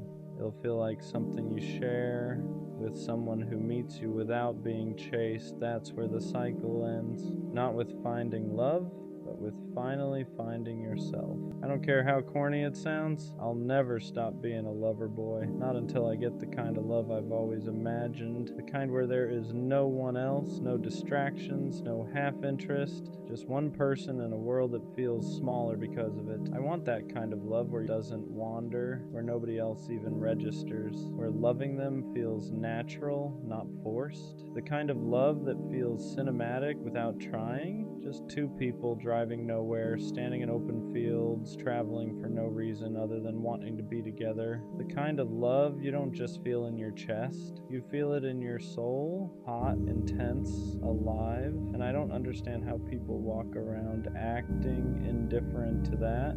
Love is something casual, like it doesn't matter, because love is everything. Sharing the world with someone, learning their habits, knowing their moods, understanding them in ways nobody else does, going from strangers to someone you can't imagine life without. There's nothing like it. And yeah, love comes with risk, heartbreak, loss, pain, but I'm here for all of it, because if that's the price of loving deeply, I'll pay it. I'll take the heartbreak, I'll take the uncertainty, I'll take the risk. The lover boy in me isn't dying.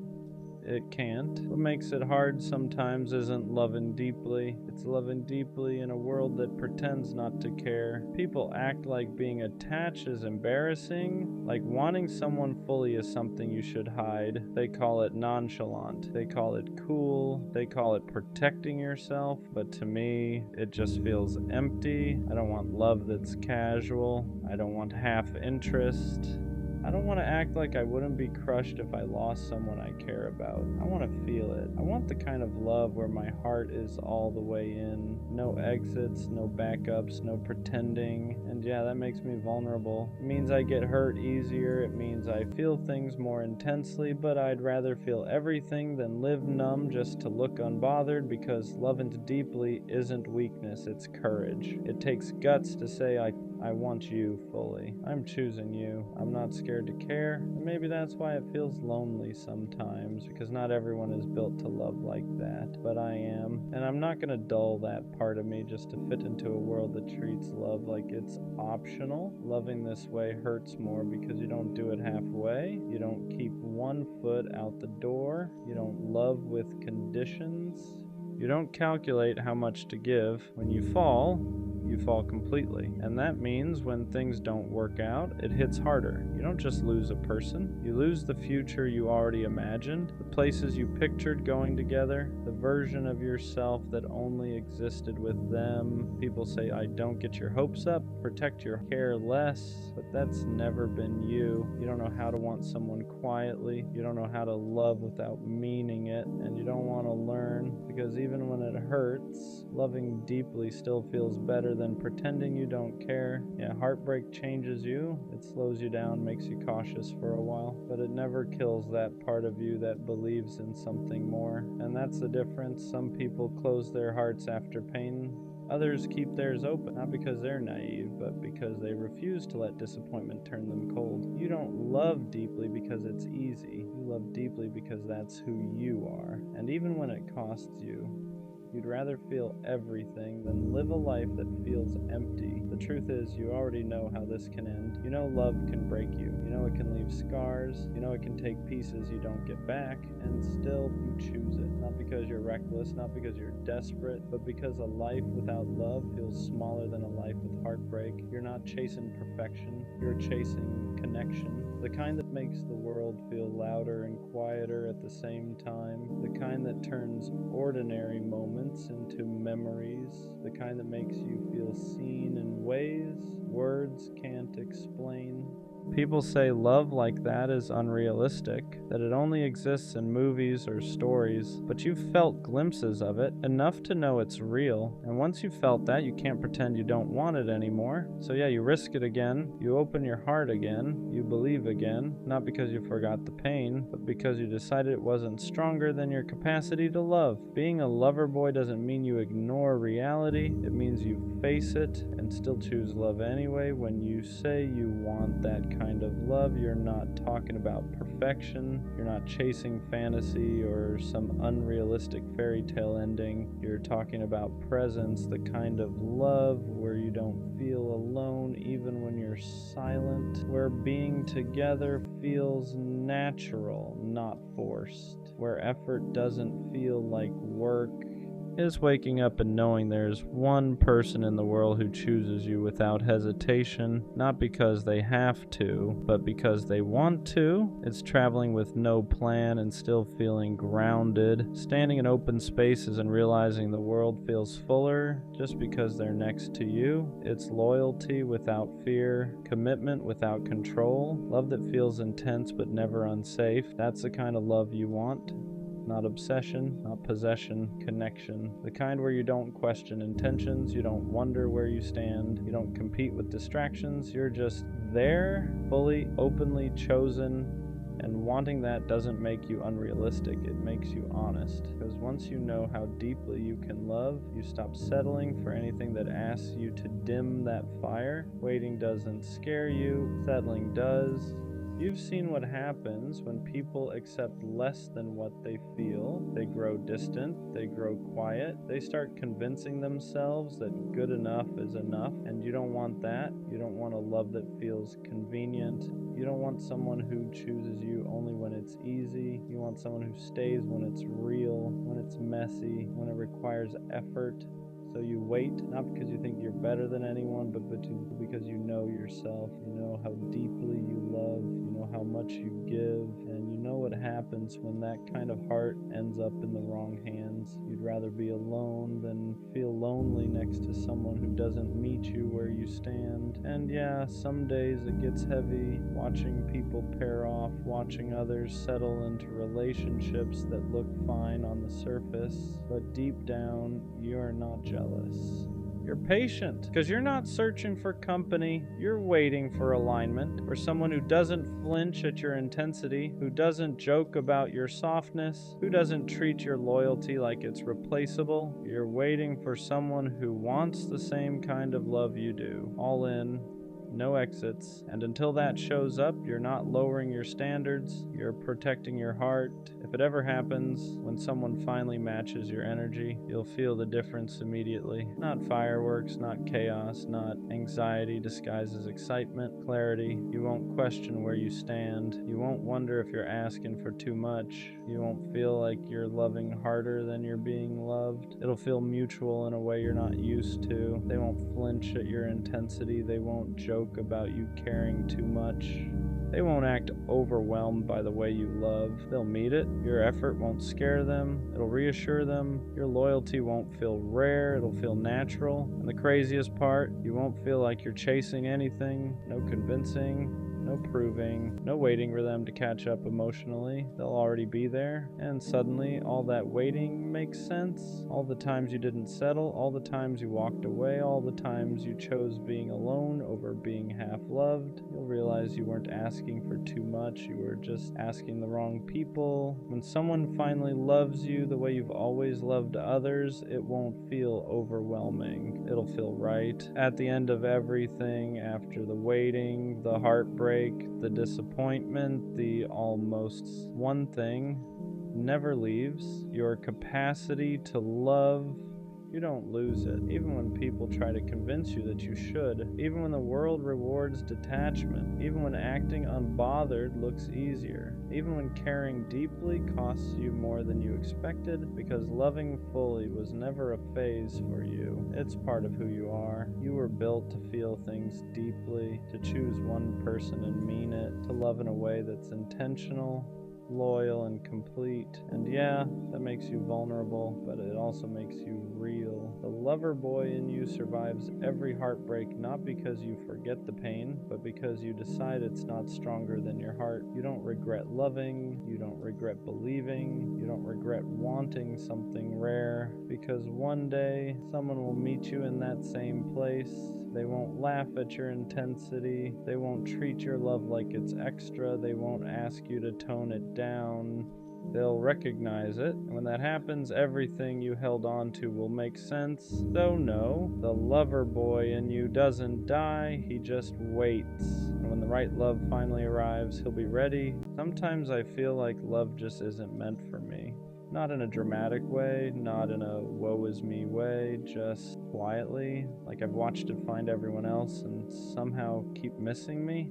I've done the work, I've tried to heal, I've tried to be patient, I've tried to love right, and still, nothing sticks. People come close, but never close enough to stay. They show interest, but never intention. I'm always almost chosen, almost loved, almost enough. And after a while, you stop asking what's wrong with them and start asking what's wrong with you. You start wondering if maybe you're just built differently, if maybe you feel too deeply for a world that loves lightly. I don't think love avoids me because I'm unlovable. I think it avoids me because I don't fit into how people love now. I don't do casual well. I don't know how to care halfway. I don't know how to pretend I wouldn't be hurt if it ended, and that makes people uncomfortable. They like the idea of me, they like the attention, they like being wanted, but when it comes time to choose, to commit, to stay, they hesitate, so I end up alone again. Not because I didn't try, but because I refused to chase what doesn't choose me back. And that's the part no one talks about. Sometimes loving yourself means accepting that love might take longer to find you, or worse, that it might not come at all. And that's a scary thought because I don't want much. I don't want perfection. I don't want fantasy. I just want someone who stays, someone who doesn't get overwhelmed by sincerity, someone who doesn't confuse depth with pressure. But the longer time passes, the quieter that hope gets. Not gone, just tired. I don't hate love. I don't resent it. I'm just starting to wonder if it has a place for me, and if it doesn't, I guess I'll have to learn how to live a full life without it. Not because I stopped believing, but because believing started to hurt more than letting go. It's not even the loneliness that gets me anymore, it's the pattern. How people come into my life with energy and leave with excuses. How they swear they like me, but never enough to stay consistent. Never enough to choose me when it's not convenient. Never enough to make me feel secure. And I'm tired of hearing the same lines in different voices. I'm not ready. I'm focusing on myself. You deserve better. And maybe I do. But why does better never turn into someone who stays? At some point you stop feeling unlucky and start feeling singled out. Like love has an address, and somehow it keeps getting my name wrong. I watch people get loved loudly, chosen publicly, protected without asking, and me? I get almost commitment, almost consistency, almost somebody's favorite, and that almost does something to you. It makes you question your personality, your looks, your worth, your timing. Like if you could just fix one thing, love would finally land. But then the quiet truth hits. Love isn't avoiding me because I'm impossible to love. It's avoiding me because I don't accept half love anymore. And that scares people because I don't want casual comfort. I want real intention. I want someone who doesn't disappear when it gets deep. Someone who doesn't treat effort like a favor. Someone who doesn't love me in waves. And if that kind of love doesn't exist for me, then I guess the hardest thing I'll ever do is stop waiting for it to show up. Not because I'm bitter, because I'm tired. After a while, you stop getting excited when someone new shows up. Not because you don't want love, but because you don't trust it to stay. So you hold back without meaning to. You don't open all the way. You don't imagine futures anymore. You don't let yourself get attached too fast, because every time you did before, it ended the same way. Distance, silence, someone slowly pulling away while pretending nothing changed. So now you detach early. Not out of coldness, out of self-defense. You start preparing for the ending before the beginning even settles. You keep one foot out the door because history taught you that staying hopeful hurts more. And the worst part, people feel that. They sense your hesitation, your guardedness, your quiet expectation that this won't last, and they match it. They don't go all in, they don't invest deeply, they keep things light, flexible, undefined, which only confirms what you already believed. Love doesn't choose you fully, so the cycle repeats. You expect love to leave. Love senses you're bracing, no one commits, everyone walks away, and you're left wondering if love avoids you, or if you've learned not to trust it enough to let it stay. That's the cruel part. You didn't become distant because you don't care. You became distant because you cared, and it kept costing you. So now you protect yourself by expecting less, and every time love passes you by, it reinforces the same quiet thought. Maybe love isn't meant to find me. Maybe it's meant to pass through. Eventually, hope stops hurting loudly. It just fades. You don't cry about love anymore. You don't rant about it. You don't even talk about it much. You just stop expecting it. You start telling yourself that maybe love is for other people. People who are easier, people who don't feel as deeply, people who fit better into how relationships work now. And that belief settles in quietly. You still show up. You still try when someone new comes around, but there's a ceiling now. You don't let yourself dream past the present. You don't imagine forever. You don't let excitement get too loud. Because disappointment trained you, you learned that getting your hopes up only makes the fall harder, so you keep them low, manageable, contained. People think you're calm, they think you're chill, they think you're emotionally mature, but really you're just tired of believing in something that keeps proving you wrong. You start romanticizing independence, telling yourself you don't need love anyway, that you're better off alone, that attachment is overrated, and maybe part of that is true. But another part of you still aches when you see people chosen easily, loved openly, protected without asking. You don't envy them. You just wonder why it never seems to be you. And the scariest thought creeps in, what if this isn't a phase? What if this isn't healing? What if this is just acceptance? Acceptance that love won't find you no matter how patient you are, no matter how much you grow, no matter how carefully you love. So you make peace with the idea that maybe love isn't your story, and that peace feels less like relief and more like surrender. At some point, you stop chasing love altogether. Not in a dramatic, I'm done with love way, but in a quiet, tired way. You stop looking for it in rooms, stop expecting it in conversations, stop wondering if this person might finally be different. You still show up, you still talk, you still connect, but the hunger is gone. Not because you're fulfilled, but because you're exhausted. You've wanted love for so long that wanting it started to feel embarrassing.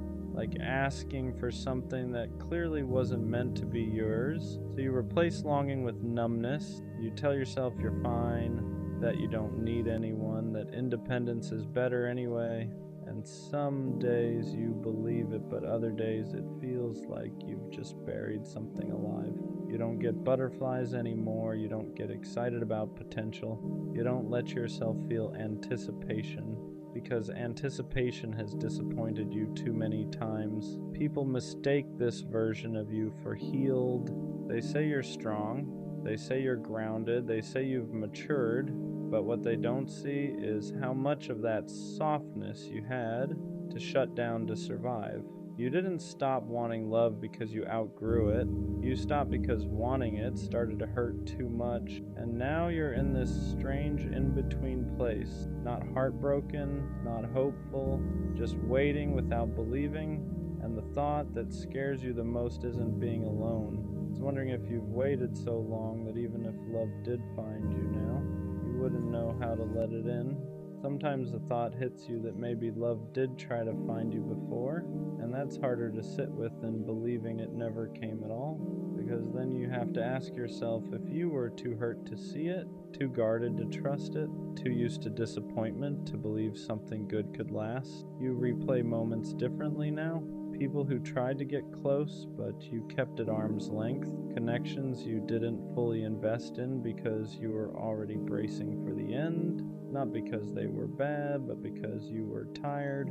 Tired of hoping, tired of opening up, tired of being the one who cared more. So you stayed cautious, you stayed reserved, you stayed prepared to lose, and maybe that protection kept you safe, but it also kept you distant. That realization stings because it means love wasn't always the one that failed to show up. Sometimes it showed up quietly and you were too wounded to let it stay. But even knowing that, you don't blame yourself. You were doing what you knew how to do to survive repeated disappointment. You weren't cold, you weren't careless, you were scared. Scared to believe again and have it fall apart like it always did. So you chose control over vulnerability, distance over hope, certainty over possibility. And now you're left wondering if love will ever feel safe enough again to recognize when it's real. That question lingers, not loudly, not urgently, just quietly in the back of your mind.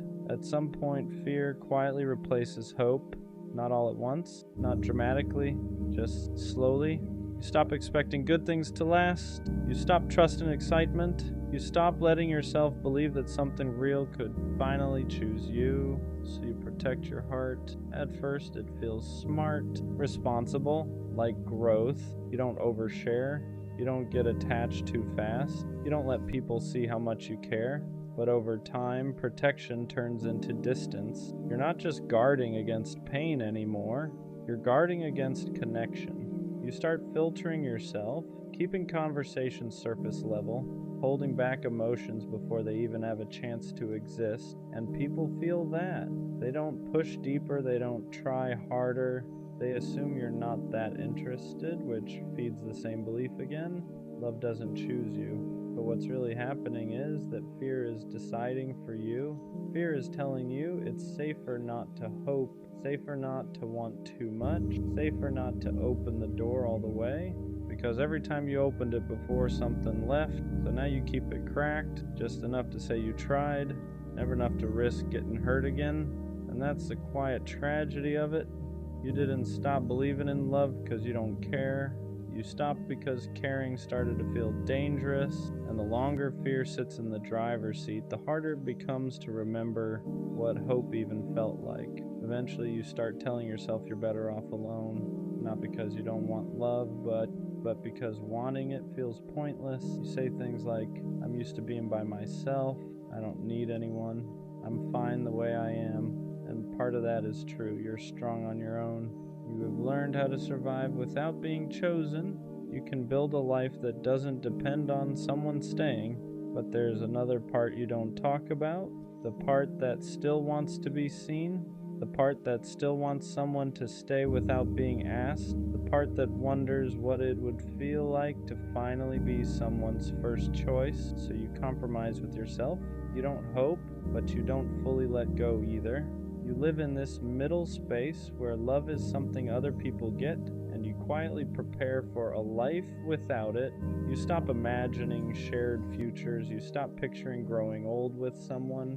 You plan your life around independence because that's the only constant you trust. And people admire you for it. They call you self-sufficient. They say you're unbothered. They think you're healed. But healing isn't supposed to feel like convincing yourself you don't want something you still ache for. You didn't choose solitude because it fulfilled you. You chose it because disappointment taught you not to expect more. And the scariest part, the longer you live like this, the more normal it feels. Love stops feeling like something missing and starts feeling like something unrealistic. And that's when you wonder if love didn't avoid you at all. If you just slowly stopped believing you were allowed to have it. The truth is, you never stopped wanting love. You just stopped admitting it. You tell yourself you're fine alone, that you've outgrown the need for romance, that you're focused on yourself now. But late at night, when everything's quiet, that truth shows up. You still imagine being chosen, still wonder what it would feel like to be someone's safe place, still crave a love that doesn't hesitate. You just don't say it out loud anymore. Because admitting you still want love feels dangerous. It feels like setting yourself up for disappointment again. Like reopening a door you worked so hard to close, so you downplay it, you joke about it, you bury it under independence and self-control. But wanting love never made you weak. Being hurt just taught you to hide that want better. You learned how to survive without being chosen, but survival was never the same as fulfillment, and deep down you know the difference. You didn't stop believing in love because you healed. You stopped because believing started to feel like self-betrayal. Like hoping for something that never came was making a fool of you. So you chose silence instead. But that silence doesn't mean you're done wanting love. It just means you're tired of wanting it alone. At some point, you have to face the question you've been avoiding this whole time.